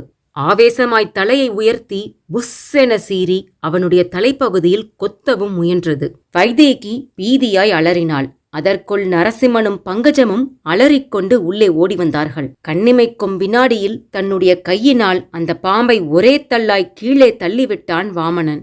கீழே தள்ளப்பட்ட நாகம் இன்னும் அதிக சீற்றத்தோடு படம் எடுத்து நின்றது. அப்பா, அந்த பிஸ்டலை எடுத்துண்டு வாங்கோ என்றான் நரசிம்மனை பார்த்து. அவரும் கூடத்திற்குள் ஓடி வந்து தங்களுடைய ஏர்பேக்கில் இருந்த அந்த பிஸ்டலை எடுத்து வந்து வாமனனிடம் நீட்டினார். வைதேகி நடுங்கிப் போனாள். நாகப்பாம்பையும் வாமனனையும் அவனுடைய கையிலிருந்த பிஸ்டலையும் மாறி மாறி பார்த்தாள். அந்த நாகப்பாம்பு அவளுடைய வீட்டிலேயே வசிக்கிற மனைப்பாம்பு. யார் கண்ணிலும் இதுநாள் வரை அகப்பட்டதில்லை. யாருக்கும் எந்த கெடுதலும் செய்ததில்லை. சில நாட்கள் கொல்லைப்புறம் இருக்கும் மல்லிகை பந்தலில் படுத்திருக்கும். வைதேகி பார்த்திருக்கிறாள். வைதேகியின் காலடி சப்தம் கேட்டதுமே மல்லிகை பந்தலிலிருந்து சரசரவென கீழே இறங்கி புதருக்குள் மறைந்துவிடும். வைதேகிக்கு பரிச்சயமான நாகம்தான் என்றாலும் இப்படி வீட்டிற்குள்ளேயே வந்து பார்த்ததில்லை. அதிர்ச்சியாக இருந்தது. உடம்பு வெடவெடவென்று நடுங்கியது. இங்கே நடக்கிற ரகளை எதுவும் அறியாமல் அடுக்களைக்குள் காஃபி கலப்பதில் தீவிரமாயிருந்தாள் பாக்கியலட்சுமி. வாமனன் பிஸ்டலை உயர்த்தினான். நாகப்பாம்பை சுடுவதற்கு குறிப்பார்த்தான். நாகப்பாம்பு அசரவில்லை. முறம் மாதிரி படத்தை விரித்து நின்றது. வைதேகி பாய்ந்து அந்த பிஸ்டலை கீழே தட்டிவிட நாகப்பாம்பு சரசரவென அந்த அறையை விட்டு கண்ணிமைக்கும் வினாடியில் வெளியேறிவிட்டது. அது மனைப்பாம்பு. அத கொல்றது பாவம். என்ன கொத்த வந்த பாம்ப கொல்ல விடாம பண்ணிட்டியே. வாமனன் கோபமாய் வைதேகியை பார்த்தான். நரசிம்மனும் பங்கஜமும் செய்வதறியாது திகைத்து போய் நின்றார்கள். முதல்ல எல்லோரும் வெளியில போங்கோ. வைதேகி, என்ன புடிச்சிருக்கான்னு கேட்கத்தான் வந்தேன். அதுக்குள்ள என்னென்னமோ நடந்துருச்சு. நீங்க என்ன பொண்ணு பார்க்கத்தானே வந்திருக்கேள்? அப்புறம் எதுக்கு கையில துப்பாக்கியெல்லாம் கொண்டு வந்திருக்கேள்? வைதேகி அழுத்தமாய் கேட்டாள். துப்பாக்கிய பார்த்ததும் பயந்துட்டியாமா? அது பொம்மை துப்பாக்கி. சித்தன்மலை பகுதி காட்டு பிரதேசம்னு சொன்னாங்க. வழியில யானை கரடின்னு ஏதாவது காட்டு விலங்கு மறைச்சிச்சுன்னா ஒரு பாதுகாப்புக்கு இருக்கட்டுமேன்னு தான் இதை கொண்டு வந்தோம். இதிலிருந்து பீச்சி அடிக்கிற மயக்க மருந்து நம்மள தாக்க வர விலங்குகளை மயக்க வச்சிடும். அவ்வளவுதான், பெருசா உயிரெல்லாம் போகாது. நரசிம்மன் பதில் கூறினார். முதல்ல அத உள்ள வைங்கோனா, கரப்பாம்பூச்சிய பார்த்தா கூட பொம்மை துப்பாக்கிய வெளியில எடுத்துடுவீங்க போலிருக்கே. பங்கஜமும் நரசிம்மனை அரட்டினாள். வைதேகியின் முகத்திலிருந்த பழைய பொலிவு காணாமல் போயிருந்தது. அவளும் அந்த அறையை விட்டு வெளியே வந்துவிட்டாள். நல்ல நுப்பும் நுரையுமான நறுமணமிக்க ஃபில்டர் காஃபியோடு பாக்கியலட்சுமி அங்கு வந்தாள். 3 பேரும் காஃபியை வாங்கி உறிஞ்சத் தொடங்கினார்கள். அம்மா, நம்ம ஆத்துக்கு செத்த முன்ன பாம்பு வந்துடுச்சுமா, மேலேருந்து கீழே பொத்துன்னு விழுந்துச்சு. ஆமா மாமி, நல்ல முரட்டு பாம்பு. வைதேகி போட்ட கூச்சல்ல வாமனன் தான் அந்த பாம்பை விரட்டினான். பங்கஜமும் சொன்னாள். என்னடி சொல்ற, நம்ம ஆத்துக்குள்ள நாகப்பாம்பு வந்ததா? நீ கூச்சல் போட்டியா? காதுல விழவே இல்லையே. மாமி, என்னத்துக்கு கவலைப்படுறேல், அதான் பாம்பு போயிடுச்சே. திரும்ப திரும்ப அத பேசி வைதேகிய கலங்க வைக்காதேல். நாமெல்லாம் யாருக்கும் எந்த கெடுதலும் செய்யாதவா. நம்ம நாகமெல்லாம் எதுவும் செய்யாது. நரசிம்மன் பேசினார். அதுக்கில்ல மாமா, நாகப்பாம்பு வாழ்ற வீட்டுக்குள்ள வர்றது அவ்வளவு நல்ல சகுனம் கிடையாதுன்னு சொல்லுவா. அதான் யோசனையா இருக்கு. மாமி, இது கம்ப்யூட்டர் காலம். அவ அயல் கிரகத்துல பிளாட் விலைக்கு கிடைக்குமான்னு யோசிச்சுண்டு இருக்கா. நீங்க என்னடானா பழைய பஞ்சாங்கமா இருக்கேளே. நல்ல சகுனம் கெட்ட சகுனம் இதெல்லாம் சும்மா. உங்க மனசு கறந்த பால் மாதிரி சுத்தமானது, ஒன்னும் ஆகாது. வாமனன் சொல்லிக்கொண்டே புன்னகைத்தான். கண்கள் வைதேகியின் மீதே பதிந்திருந்தது. வைதேகியின் வஞ்சனையில்லாத வாலிப்பான தேகம் அவனை இம்சை பண்ணியது. சரி, அப்போ நாங்க கிளம்புறோம். சித்தர்மலைக்கு போய் மாமாவை அங்கே பார்த்துடுறோம். வைதேகியையும் கூட கூட்டிண்டு போலாமா என்றார் நரசிம்மன். நீங்க மட்டும் போங்கோ, வைதேகியெல்லாம் அனுப்ப முடியாது. பாக்கியலட்சுமி நறுக்கென பேசினாள். உங்களுக்கு இஷ்டமில்லைனா வேணாம், நாங்க தனியாவே கோவிலுக்கு போய்க்கிறோம் என்றார் நரசிம்மன். போயிட்டு வாங்கோ. ஏர்பேக்குகளை எடுத்துக்கொண்டு வாசலில் நிறுத்தப்பட்டிருந்த காருக்கு வந்தார்கள். வாமனன் வைதேகியிடம் கிசுகிசுப்பாய் கேட்டான். நீ எங்களோட கோவிலுக்கு வரமாட்டேல்ல? மாட்டேன்.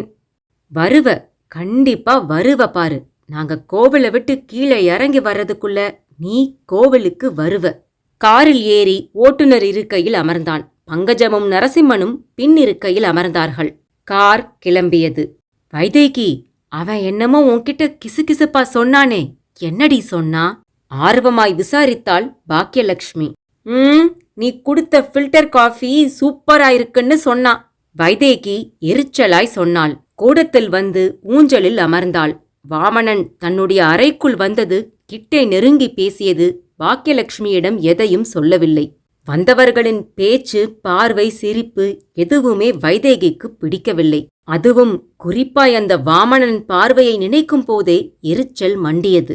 வைதேகி, என்னடி யோசனை? வந்தவங்கள பத்தி என்னம்மா நினைக்கிற? பையன் நல்லாத்தான் இருக்கான், ஆனா அவளோட பேச்சுதான் பிடிக்கல. எனக்கு சுத்தமா பிடிக்கல. அப்பாவே இந்த கல்யாணத்துக்கு ஒத்துக்கிட்டாலும் நேக்கு இந்த இடம் வேணாம்னு தோன்றதுமா. ஏண்டி வைதேகி இப்படி சொல்ற? அவகிட்ட ஏதோ தப்பு இருக்கிறதா மனசுல படுதுமா. அவ 3 பேரும் நல்லவா இல்லம்மா. மறுபடியும் திரும்பி வந்தா ஆத்துக்குள்ளே விட்டுறாத. வாசல்லையே நிறுத்தி வச்சு பேசி அனுப்பிடு. பாக்கியலட்சுமி மேற்கொண்டு எதுவும் கேட்கவில்லை. பின்கட்டுக்கு போய்விட்டாள். அப்படியே ஊஞ்சலில் படுத்து கண்களை மூடினாள் வைதேகி. அயர்ந்து உறங்கிவிட்டாள். சாயங்காலம்தான் கண் விழித்தாள். கண் விழித்தபோது அவளுக்கு ஒரு பயங்கரமான அதிர்ச்சி காத்திருந்தது. அத்தியாயம் 12. சாவு உங்களை நெருங்கிக்கிட்டு இருக்கு சாமி, எப்படியாவது தப்பிச்சு போயிடுங்க. ஊசிமணி பாசிமணி விற்கிற தின்னப்பாவின் குரல் கணீரென்று ஒலித்தது. அதை கேட்டதுமே ஆடிப்போனான் அஜய். முகத்தில் இருள் படிந்தது. யோ, என்னையா சொல்ற? பயத்தை வெளிக்காட்டிக் கொள்ளாமல் பார்த்தான். நான் சொன்னது உண்மை சாமி, இந்த மலைய விட்டு போயிடுங்க சொல்லிவிட்டு அந்த தின்னப்பா புதர்களுக்கு மத்தியில் நடக்கத் தொடங்கினான். ஏன் அப்படி சொல்லியிருப்பான்? அஜய்க்கு மண்டை குடைந்தது. ஒரு இடத்தில் நிற்க முடியவில்லை. அங்கிருந்து கால் போன போக்கில் செடிக்கொடிகளுக்கு மத்தியில் நடந்தான். ஓரிடத்தில் சலசலவென காட்டோடை ஒன்று ஓடிக்கொண்டிருந்தது. பார்ப்பதற்கே ஆசையாக இருந்தது. இறங்கி கைகளையும் முகத்தையும் கழுவலாம் போல தோன்றியது. இறங்கி கைகளையும் முகத்தையும் கழுவினான். ஓடை நீர் சுவையாக இருந்தது. மூலிகை வாசனை அடித்தது. கெண்டை மீன்கள் துள்ளி குதித்துக் கொண்டிருந்தன. அருகிலேயே வெள்ளை வெளேரென்ற கொக்கு ஒன்று அமர்ந்திருந்தது. கூர்மையான தன் அலகை பாறையில் உரசி உரசி தேய்த்துக் கொண்டிருந்தது. கொக்கின் காலடியில்தான் பெரிய பெரிய கெண்டை மீன்கள் துள்ளி குதித்துக் கொண்டிருந்தன. கொக்கு அந்த கெண்டை மீன்களை கண்டு கொள்ளவே இல்லை. ஆச்சரியமும் திகைப்புமாய் பார்த்து கொண்டிருந்தான் அஜய். மீன சாப்பிடாத கொக்கு, சைவ கொக்கு. மறுபடியும் கல்வெட்டுல பார்த்த வார்த்தை. கிளிமூக்கு காகம், சைவ கொக்கு ரெண்டையும் பார்த்துட்டேன். இன்னும் படமில்லா நாகம் மட்டும்தான். அப்போ அதையும் பார்த்துட்டா புதையல் என் கண்ணுக்கு தெரியுமா? ஆனா அந்த தேன் விக்கிறவன் சாவுக்களை வழியுதுன்னு சொல்றானே, எது உண்மை எது பொய்? ஓடை தண்ணீரை விட்டு மேலே ஏறினான். அங்கிருந்து நகர்ந்தான். சரசரவென்று சப்தம். சப்தம் வந்த பக்கமாய் திரும்பினான். அங்கே ஒரு பெரிய மண்புற்று. புற்றுக்குள்ளிருந்து மேலே வந்தது ஒரு பாம்பு, நாகப்பாம்பு.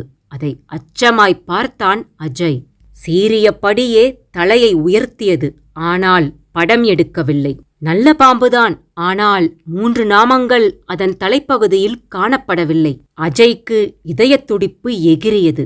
படம் இல்லா நாகம். அப்போ கல்வெட்டில எழுதியிருந்த 3ஐயுமே பார்த்துட்டேன். இன்னும் பார்க்க வேண்டியது புதையல் மட்டும்தான். ஒரு பக்கம் உற்சாகமாகவும் இன்னொரு பக்கம் பயமாகவும் இருந்தது.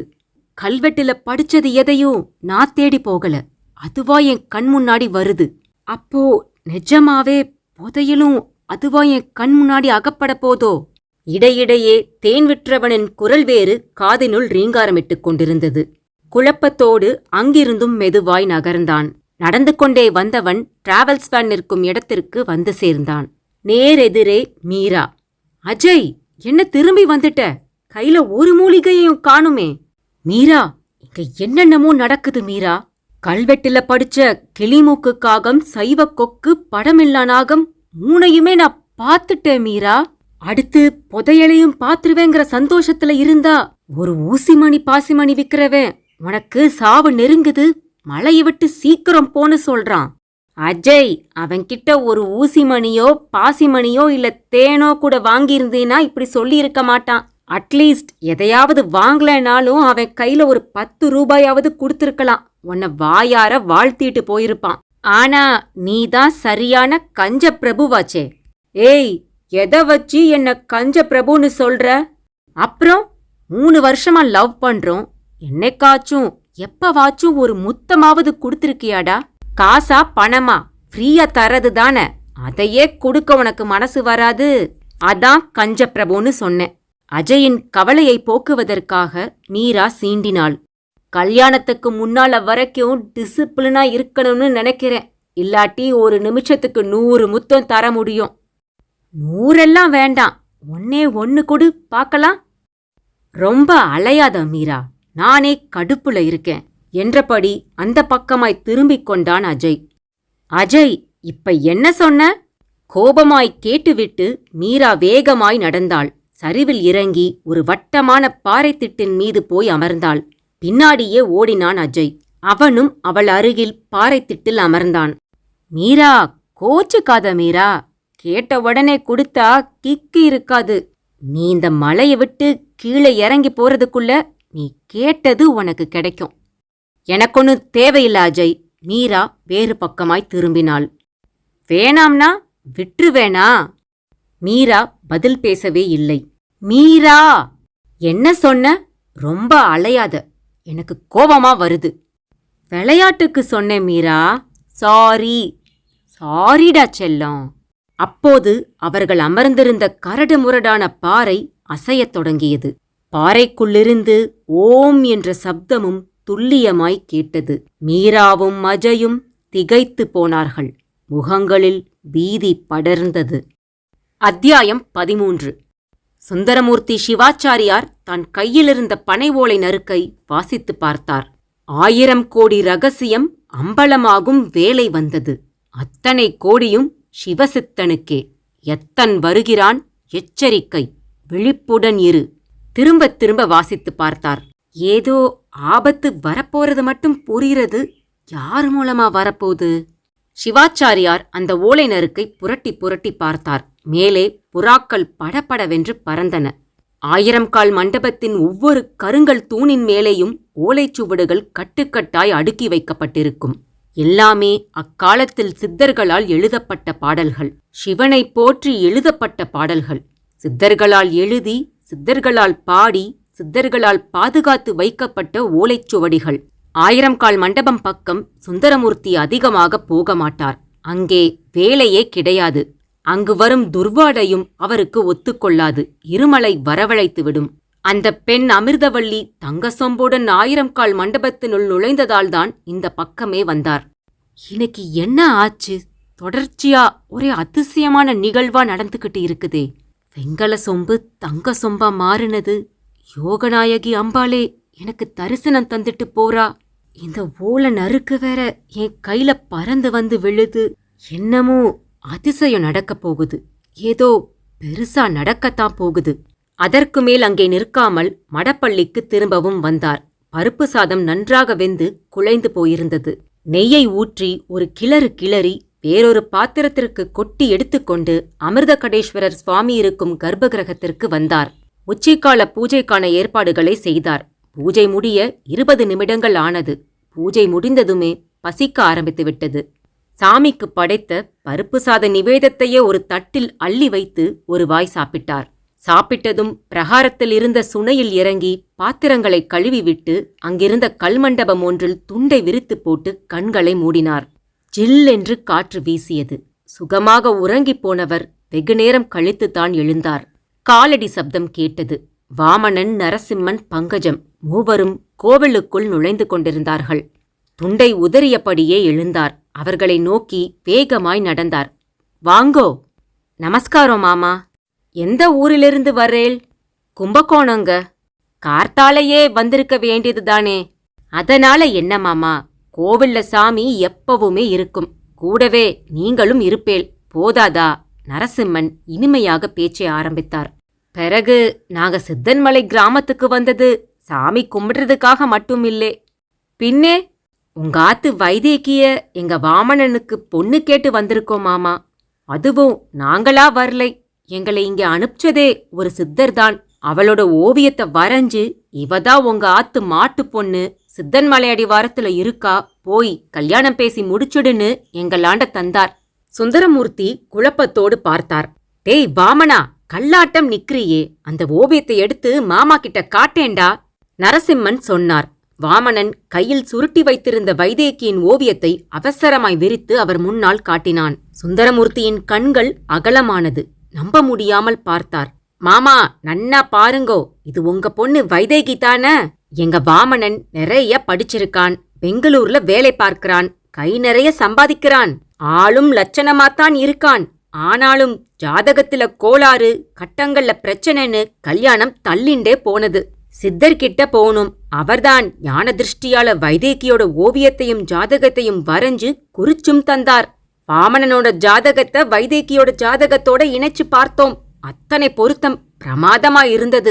அதான் அவசரமா கிளம்பி வந்தோம். உங்க ஆத்து மாமிக்கு ஏனோ எங்களை பிடிக்கலை. வைதேகியும் மனசோடத்தான் இருக்கா. நீங்க தான் எடுத்துச் சொல்லணும். நரசிம்மன் கூற வாமனன் சுந்தரமூர்த்தியின் கால்களில் விழுந்து தொட்டு கும்பிட்டான். நெகிழ்ந்து போனார். மாமா, எங்க வாமனன்ன உங்களுக்கு பிடிச்சிருக்கா? இந்த கல்யாணத்துக்கு சம்மதிச்சேனா உங்களுக்கும் மாமிக்கும் அவன் மகனாவும் இருப்பான். பங்கஜம் பேசினாள். மேற்கொண்டும் தொடர்ந்தாள். பொட்டு தங்கம் கூட வேணாம். வைதேகியே சொக்க தங்கம்தானே. கட்டின சேலையோடு கூட்டிண்டு போயிடுறோம். என்ன சொல்றேல் மாமா, உங்களுக்கு இதுல சம்மதம்தானே? நான் அந்த அம்பாளையும் அமிர்தகடேஸ்வரரையும் தினமும் வேண்டபடியே பொட்டு தங்கம் கூட கேட்காத வரன் வந்திருக்குது. இந்த இடத்த நம்ம வேணாம்னு விட்டுறப்படாது. மாமா, என்ன யோசிக்கிறேள்? அது எனக்கு இதுல சம்மதம்தான். தேங்க்யூ மாமா, தேங்க்யூ வெரி மச். வாமனன் துள்ளி கொதித்தான். ஆனா மாமா, அதுல ஒரு சிக்கல் இருக்கு. தயக்கமாய் ஆரம்பித்தார் நரசிம்மன். சிக்கலா? ஆமா மாமா, எங்க வாமனனுக்கு இன்னையோட கல்யாண திசை ஜாதகப்படி முடிஞ்சிடுது. இன்னைக்கு கல்யாணம் ஆகலைனா அப்புறம் 7.5 வருஷம் எதுவும் நடக்காது. அப்படி ஒரு பொல்லாத ஜாதகம். என்ன சொல்றேள்? சுந்தரமூர்த்தியின் புருவங்கள் உயர்ந்தது. ஆமா மாமா, நீங்க இப்பவே கிளம்பி ஆத்துக்கு போயி மாமியையும் வைதேகியையும் சம்மதிக்க வச்சு இங்கே கூட்டியாந்துடுங்கோ. இங்க அம்மன் சன்னதியில வச்சு இன்னைக்கே இவங்க 2 பேருக்கும் ஒரு மஞ்சள் கயிறை வச்சு கல்யாணத்தை முடிச்சிடலாம். இப்ப சாதாரணமா கல்யாணத்தை பண்ணிண்டு பிறகு நல்ல நாள் குறிச்சு பத்திரிக்கை அடிச்சு உறவுகளை கூட்டி அமர்க்களமா 3 நாள் திருவிழா மாதிரி கொண்டாடலாம். இங்கே நடக்க போறது ஜாதகத்துக்காகத்தான், எங்க மன திருப்திக்காகத்தான் மாமா. சுந்தரமூர்த்திக்கு கொஞ்சம் குழப்பமாயிருந்தது. மாமா, விருப்பமில்லைன்னா விட்டுடுங்கோ, நாங்க உங்களை கட்டாயப்படுத்தலை. சாமிய தரிசனம் பண்ணிண்டு போயிண்டே இருப்போம். பங்கஜம் பரிதாபமாக சொன்னாள். இல்லங்க, எனக்கு இதுல எந்த ஆட்சேபனையும் இல்லை. ஆனா எங்க ஆத்து மாமி அவ்வளவு சீக்கிரத்துல இதுக்கு சம்மதிக்க மாட்டா. அதான் யோசனையா இருக்கிறது. அப்போ ஒன்னு செய்யுங்க, வைதேகிய மட்டும் இங்க கூட்டியாங்கோ. இந்த கல்யாணத்தை மாமிக்கு தெரியாம முடிச்சிடலாம். வைதேகிக்கும் வாமனனை புடிச்சிருக்கு. மாமிக்கு பயந்து மென்னு விழுங்குறா. அப்படியா? ஆமா மாமா, நாங்க விவரமா சொல்லியாச்சு. மாமிக்கு பயந்தேல்னா வைதேகிய காலத்துக்கும் ஆத்திலேயே வச்சுக்க வேண்டியதுதான். அதை கேட்டதும் பதறிப்போனார். இருங்கோ, நான் போயி வைதேகிய கூட்டியாந்துடுறேன். அந்திப்பொழுது வந்துடுச்சு. இருட்டுறதுக்குள்ள வைதேகிய கூட்டிண்டு கோவிலுக்கு வந்துடுங்கோ. அதுவரைக்கும் நாங்க பிரகாரத்திலேயே காத்துண்டு இருக்கோம். சுந்தரமூர்த்தி உற்சாகமானார். கீழே செல்லும் பாதையில் நடக்கத் தொடங்கினார். 2 பேர் நடந்து செல்கிற அளவுக்கு அகலமான பாதை. மலையை செதுக்கி படிக்கட்டுகளாக்கியிருந்தார்கள். மொத்தம் 1000 சொச்சம் படிக்கட்டுகள். இடையிடையே மண்டபங்கள் வேறு. நடக்க முடியாதவர்கள் அங்கே அமர்ந்து இளைப்பாறலாம். பாதையின் இருபுறமும் செவ்வரளி, மஞ்சள் அரளி பூத்துக் குலுங்கின. மேற்கு பக்க வானத்தில் கதிரவன் மறையத் தொடங்கினான். பறவைகள் தம் தம் இணையுடன் தங்கள் கூடுகளுக்கு திரும்பிக் கொண்டிருந்தன. காட்டு முயல்கள் பாதையின் குறுக்கிலும் நெடுக்கிலும் துள்ளி பாய்ந்தோடிக் கொண்டிருந்தன. மலைப்பாதையை விட்டு கீழே இறங்கியிருந்தார். மலையடிவாரத்தில் நிறுத்திக் கிடந்தது அந்த அம்பாசிடர். ஓம் நமச்சிவாய ஸ்டிக்கர் எல்லாம் ஒட்டப்பட்டிருந்தது. இந்த கார் தான் நம்ம மாப்பிள்ளையோட காரோ? நினைத்தபடியே அந்த அம்பாசிடர் காரை கடந்து சென்றவர் சட்டென நின்றார்.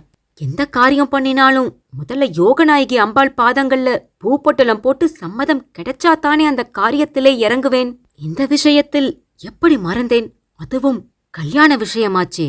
அம்பாள்கிட்ட உத்தரவு வாங்காம அவசரப்பட்டு நானே முடிவெடுத்துட்டேனே. இல்ல, கூடவே கூடாது. யோகநாயகி அம்பாளோட உத்தரவு இல்லாம நானா எதையும் செய்யக்கூடாது. வீட்டை நோக்கி நடக்காமல் மறுபடியும் மலையின் மீது ஏறத் தொடங்கினார். மூச்சு வாங்கியது, வியர்த்தது, படபடப்பாய் இருந்தது. மறுபடியும் கோவிலை அடைவதற்குள் நன்றாக இருட்டிப் போயிருந்தது. அம்பாளோட சம்மதம் கிடைச்சாதான் இந்த கல்யாணம். இல்லாட்டி அவளை திருப்பி அனுப்பிடணும். கோவிலுக்குள் வந்துவிட்டார். பிரகாரத்தில் அமர்ந்திருந்தவர்களை காணவில்லை. சாமி சன்னதி, அம்பாள் சன்னதி, பைரவர் சன்னதி, நடராஜர் சன்னதி, எங்கு தேடி பார்த்தாலும் காணவில்லை. அதுக்குள்ள எங்க போயிருப்பாங்க? யோசனையாய் கண்களை அலைப்பாய விட்டார். அப்போது 1000 கால் மண்டபத்திலிருந்து எதையோ இடிக்கும் சப்தம் கேட்டது. அத்தியாயம் 14. வைதேகி கண் விழித்தபோது அவளுக்கு பெரும் அதிர்ச்சி காத்திருந்தது. என்றைக்கும் இல்லாமல் இன்று பகலிலேயே அசந்து தூங்கிவிட்டாள். எழுந்து கை கால் முகம் கழுவி பவுடர் பூசி பொட்டு வைத்துக் கொண்டாள். பூச்சரத்தை தலையில் சூடிக்கொண்டாள். அடுக்களைக்குள் சப்பாத்தி மாவு பிசைந்து கொண்டிருந்தாள் பாக்கியலட்சுமி. வைதேகி, சாயரச்ச ஆத்துக்கு வந்துடுறேன்னு சொன்ன உங்க அப்பாவை இன்னும் காணலையேடி. அவரை தேடி போன அந்த மாப்பிள்ளையும் அவரோட அப்பாவும் கூட என்ன ஆனால்னே தெரியலையே. ஒருவேளை அவளை பிடிக்கலேன்னு உங்க அப்பா திருப்பி அனுப்பிட்டாரோ? அதனாலதான் நம்மாண்ட கூட திரும்பி வந்து ஒரு வார்த்தை சொல்லாம போயிட்டாளோ? ஆமாமா, அப்படித்தான் இருக்கும்னு தோன்றதுமா. உங்க அப்பாவுக்காக பச்சை பயிறு கஞ்சி சூடா செஞ்சு வெங்கல தூக்குல ஊத்தி வச்சிருக்கேன். கையில டார்ச் எடுத்துண்டு ஒரு நட கோவிலுக்கு போய் உங்க அப்பா கிட்ட போய் குடு வைதேகி. அப்படியே ராத்திரி பூஜை முடிகிற வரைக்கும் நீயும் அங்கேயே உட்கார்ந்து கையோட அப்பாவை ஆத்துக்கு கூட்டியாந்துடு. சரிம்மா. அப்படியே டிவி ஆன் பண்ணி நல்ல பழைய பாட்டு ஓடுற சேனலா மாத்தி வச்சுண்டு போடி. காதுல வாங்கிண்டே சப்பாத்தியை இட்டு முடிச்சிடுவேன். வைதேகி கூடத்திற்கு வந்தாள். கூடத்தில் ஒரு மூலையில் மரஸ்டாண்ட் மீது இருந்த அந்த கால பெரிய சைஸ் பிளாக் அண்ட் ஒயிட் டிவியை ஆன் செய்தாள். பழைய பாட்டுகளாய் ஓடுகிற சேனலை தேடினாள். அப்போது ஏதோ ஒரு சேனலில் செய்தி ஓடிக்கொண்டிருந்தது. இவன் பெயர் மிகாஸ், மும்பையைச் சேர்ந்த பிரபல கொள்ளைக்காரன்.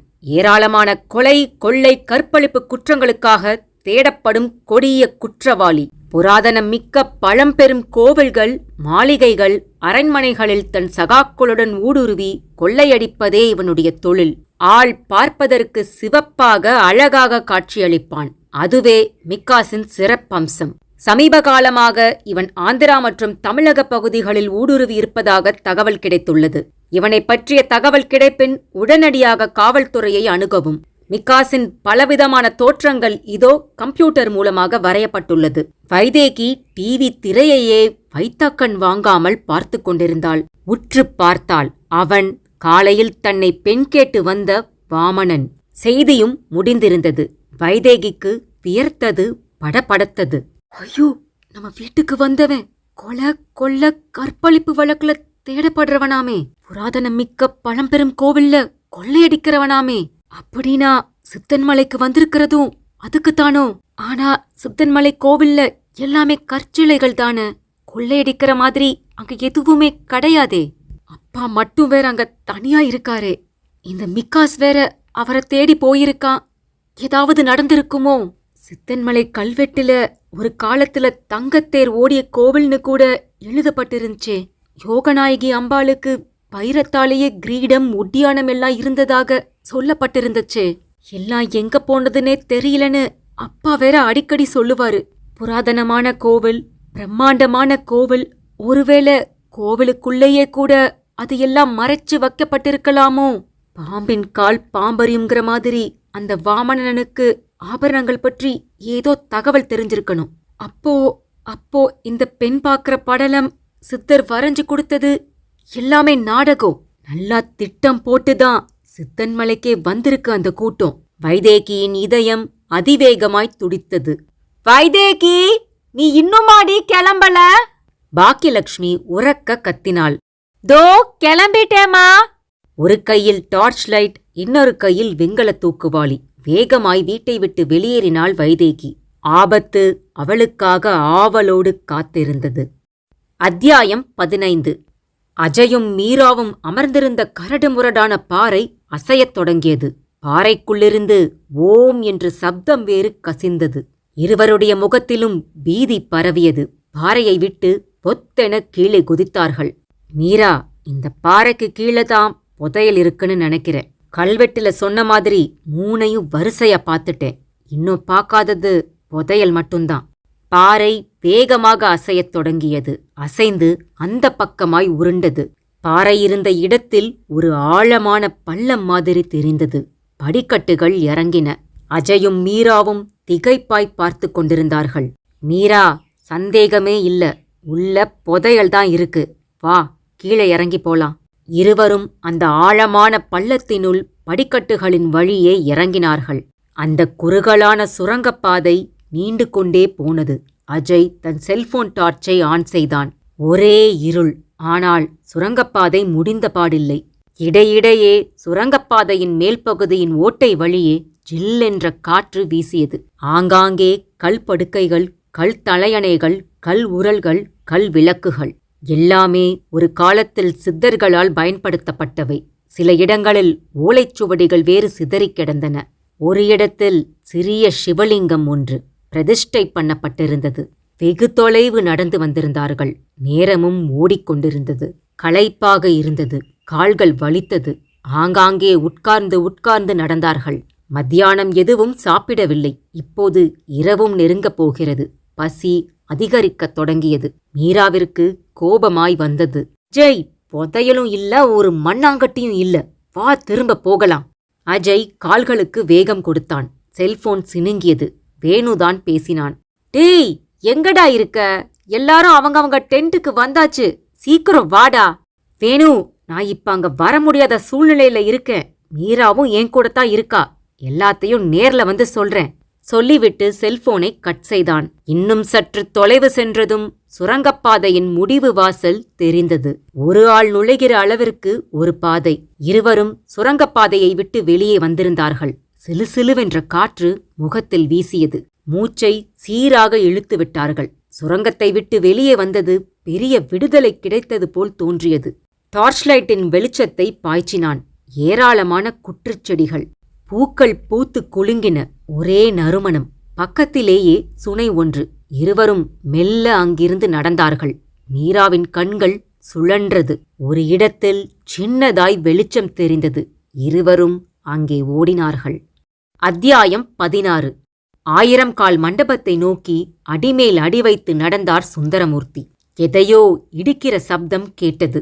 மண்டபத்தை நெருங்கினார். திக்கென்று அதிர்ந்தார். வாமனன், நரசிம்மன், பங்கஜம் மூவரும் அங்கேதான் இருந்தார்கள். வாமனன் ஒரு சிறிய கடப்பாறையினால் 1000 கால் மண்டபத்தின் வடக்கு பக்க சுவரை இடித்துக் கொண்டிருந்தான். நரசிம்மன் கையில் ஒரு வரைபடம், கூடவே ஏராளமான ஓலை நறுக்குகள். பங்கஜத்தின் கையில் டார்ச்லைட். டார்ச்லைட் வெளிச்சத்தை வாமனனுக்கு காட்டிக் கொண்டிருந்தாள். மிகாஸ், இந்நேரம் அந்த ஆள் வீட்டுக்கு போயிருப்பாருல்ல? போயிருப்பாரு. வைதேகிய வேற கூட்டிட்டு வருவாரு. கூட்டிட்டு வரட்டும். அவ மேல எனக்கு ஒரு கண்ணு.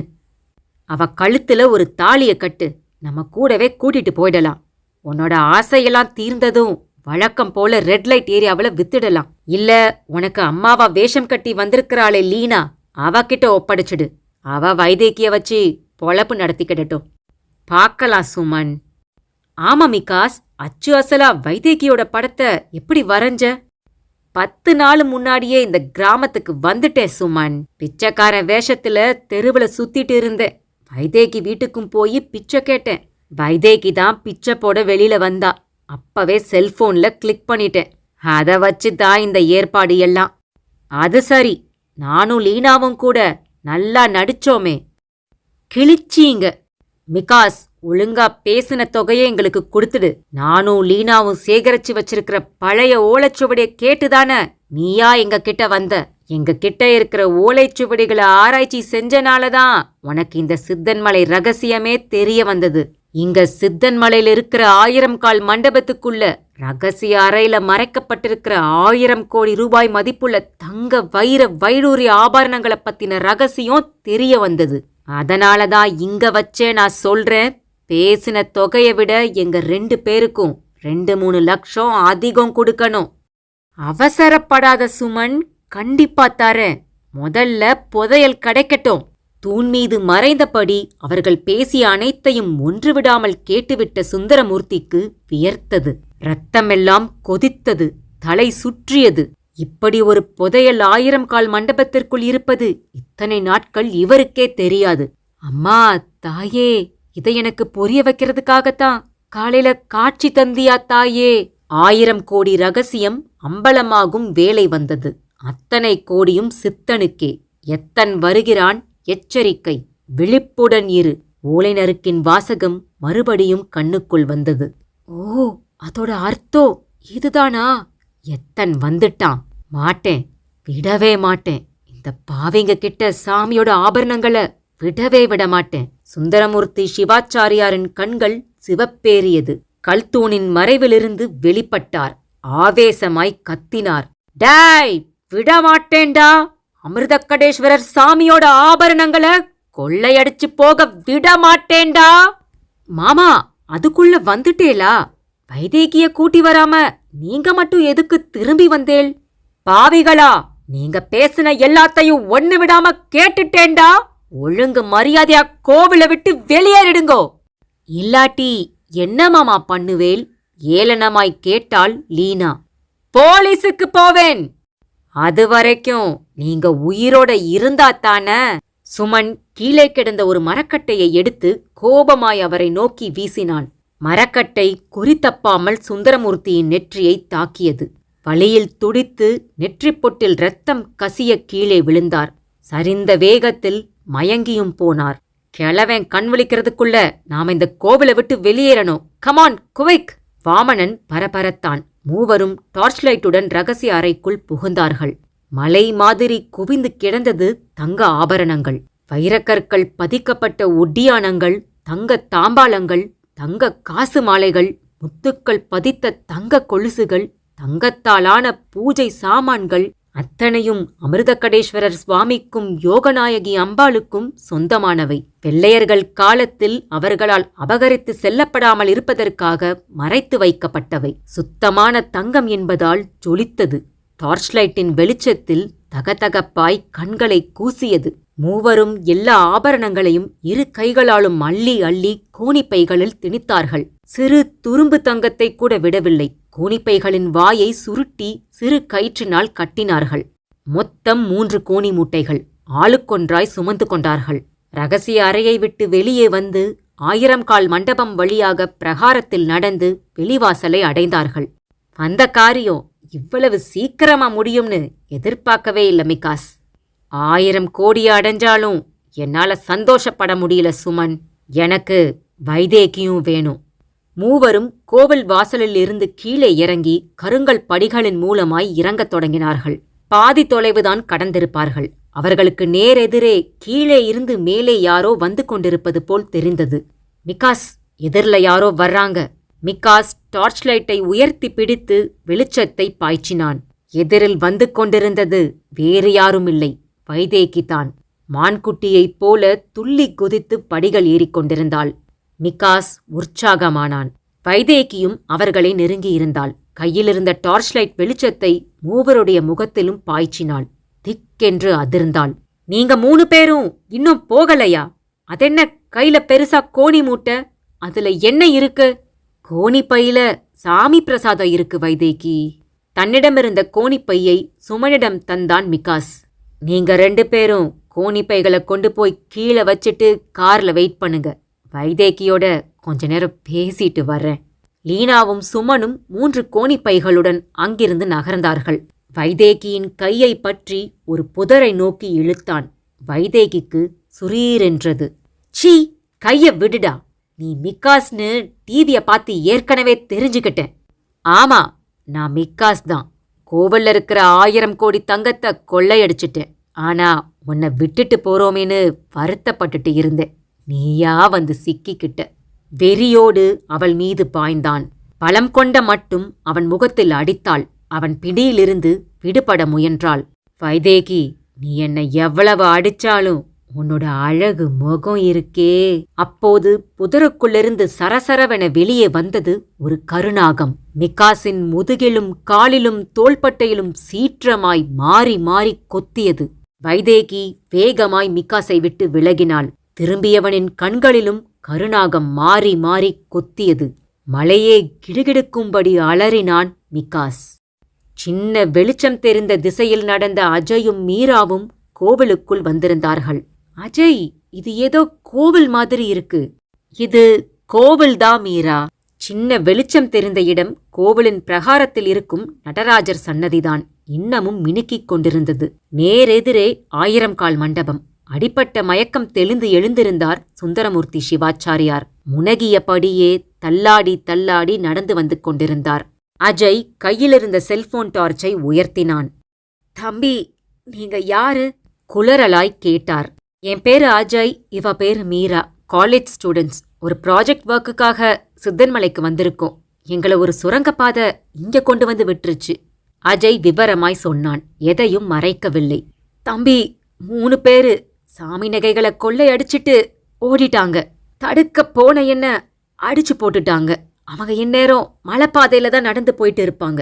நகைகளோட கீழே இறங்குறதுக்கு முந்தி அவங்கள பொடிங்க தம்பி. திணறி திணறி பேசினார் சுந்தரமூர்த்தி சிவாச்சாரியார். அவருக்கு அஜய் மீது நம்பிக்கை இருந்தது. மீரா, நாம இங்க வந்தது நல்லதுக்குத்தான். நீ இவரை பத்திரமா பாத்துக்கோ. நான் அவங்கள போய் பிடிக்க முடியுதான்னு பாக்குறேன். தம்பி, நானும் கூட வரேன். பெரியவரே, நீங்க மெதுவா வாங்க, நான் முன்னாடி போறேன். சுந்தரமூர்த்தி சிவாச்சாரியாரும் மீராவும் அஜய் பின்னாடியே வந்தார்கள். கோவிலை விட்டு வெளியேறி மலைப்படிகளில் இறங்கினார்கள். பாதையோரமாயிருந்த ஒரு புதருக்குள் இருந்து அழுதபடியே ஓடி வந்தாள் வைதேகி. யாரோ புதர்லிருந்து ஓடி வர்றாங்களே. அஜய் எச்சரிக்கையோடு செல்போன் டார்ச்சை உயர்த்தினான். எனக் காப்பாத்துங்க! ஓடி வந்து அவன் மீது விழுந்து கதறினாள் வைதேகி. ஒரு கொலைக்கார என்கிட்ட தப்பா நடக்க முயற்சி பண்ணான். பாம்பு அவனை கொத்திடுச்சு. மத்த 2 பேரும் சாமி நகைகளோட கீழே ஓடிட்டாங்க. வைதேகி விம்மியபடியே பேசினாள். அதற்குள் சுந்தரமூர்த்தி சிவாச்சாரியாரும் மீராவும் அங்கே வந்துவிட்டார்கள். அம்மாடி வைதேகி, உனக்கொன்னு ஆகலையே! அவள் அப்பாவை பார்த்ததும் ஓங்கி குரலெடுத்து அலறினாள் வைதேகி. வைதேகி அழுது கொண்டே செய்தியில் பார்த்த விஷயங்களை அவர்களிடம் சொன்னாள். வைதேகியையும் சுந்தரமூர்த்தியையும் அங்கே விட்டுவிட்டு அஜயும் மீராவும் கீழே இறங்கி ஓடினார்கள். சுமனும் லீனாவும் அம்பாசிடரின் டிக்கியை திறந்து கோணிப்பைகளை போட்டு மூடிக்கொண்டிருந்தார்கள். லீனா, மிகாஸ்க்கு என்னமோ ஆயிடுச்சுன்னு நினைக்கிறேன். அதனாலத்தான் மழை அதிர்ற மாதிரி கத்தியிருக்கா. நாம இங்கிருந்து போயிடலாம், அதான் நல்லது. மிகாஸ் தேடி வந்தானா அத அப்புறம் பார்த்துக்கலாம். அம்பாசிடர் காரினுள் ஏறினான் சுமன். லீனாவும் முன்பக்கமாய் ஏறி அமர்ந்தாள். அஜயும் மீராவும் கீழே வந்துவிட்டார்கள். கார் கிளம்பிவிட்டது. செல்போனில் காரை மடக்கச் சொல்லி தகவல் சொல்லலாம் என்று அஜய் போனை வெளியே எடுத்தான். அதற்குள் அவசரமாகவும் வேகமாகவும் சுமன் ஓட்டிச் சென்ற அம்பாசிடர் நிலை தடுமாறியது. ஸ்டியரிங்கை பற்றியிருந்த சுமனின் கைகள் நடுங்கின. அம்பாசிடர் மலைப்பகுதியின் ஓரமாயிருந்த ஒரு முரட்டு புளிய மரத்தின் மீது அதிவேகமாய் மோதியது. லீனாவும் சுமனும் வெளியே தூக்கி வீசப்பட்டார்கள். அடங்கிப் போனார்கள். அஜய் வேகமாக ஓடிப்போய் அம்பாசிடரின் டிக்கியை திறந்தான். 3 கோணிப்பைகளையும் வெளியே எடுத்தான். 3 கோணிப்பைகளையும் அவசரமாக பிரித்தான். முகம் பிரகாசமானது. மீரா, என் கண்ணுல புதையலும் தென்பட்டுருச்சு. புதையல்தான், ஆனா இதெல்லாம் கோவிலுக்கு சொந்தமானது, அரசாங்கத்துக்கிட்ட ஒப்படைக்க வேண்டியது என்ற மீரா கோணிப்பைகளை மறுபடியும் இறுக்கமாய் கட்டினாள். சுந்தரமூர்த்தி சிவாச்சாரியாரும் வைதேகியும் அங்கு வரும் வரை காத்திருந்தார்கள். அதற்குள் இரைச்சல் கேட்டு பழையடிவாரத்து மக்கள் திரண்டு வந்துவிட்டார்கள். பெரியவரே, போலீஸுக்கு ஃபோன் பண்ணி நடந்த எல்லா விஷயத்தையும் சொல்லிடுங்க. நாங்க கிளம்புறோம். எங்க மேம் எங்களுக்காக காத்துட்டு இருப்பாங்க. சுந்தரமூர்த்தி சிவாச்சாரியாரிடம் சொல்லிவிட்டு அஜயும் மீராவும் அங்கிருந்து நகர்ந்தார்கள். அந்த சித்தன் மலையில் தங்கள் டென்ட் இருக்கும் இடத்திற்கு நடக்கத் தொடங்கினார்கள். மீரா, சொல்லு அஜய். இத வாங்கிக்க. மலைய விட்டு இறங்குறதுக்குள்ள தர்றேன்னு சொன்னேன்ல. மீராவின் கன்னத்தில் அழுத்தமாய் முத்தம் ஒன்றை பதித்தான். பிறகு தோள்களை குலுக்கியபடியே முன்னால் நடக்கத் தொடங்கினான். வெக்கப்பட்டு முகம் சிவந்து காதல் பொங்க அவனை பின்தொடர்ந்தாள் மீரா. கல்வெட்டு வார்த்தைகள் எப்போதுமே அழியாதவை மட்டுமல்ல, கல்வெட்டு சொல்லும் ரகசியம் சத்தியமானவையும் கூட.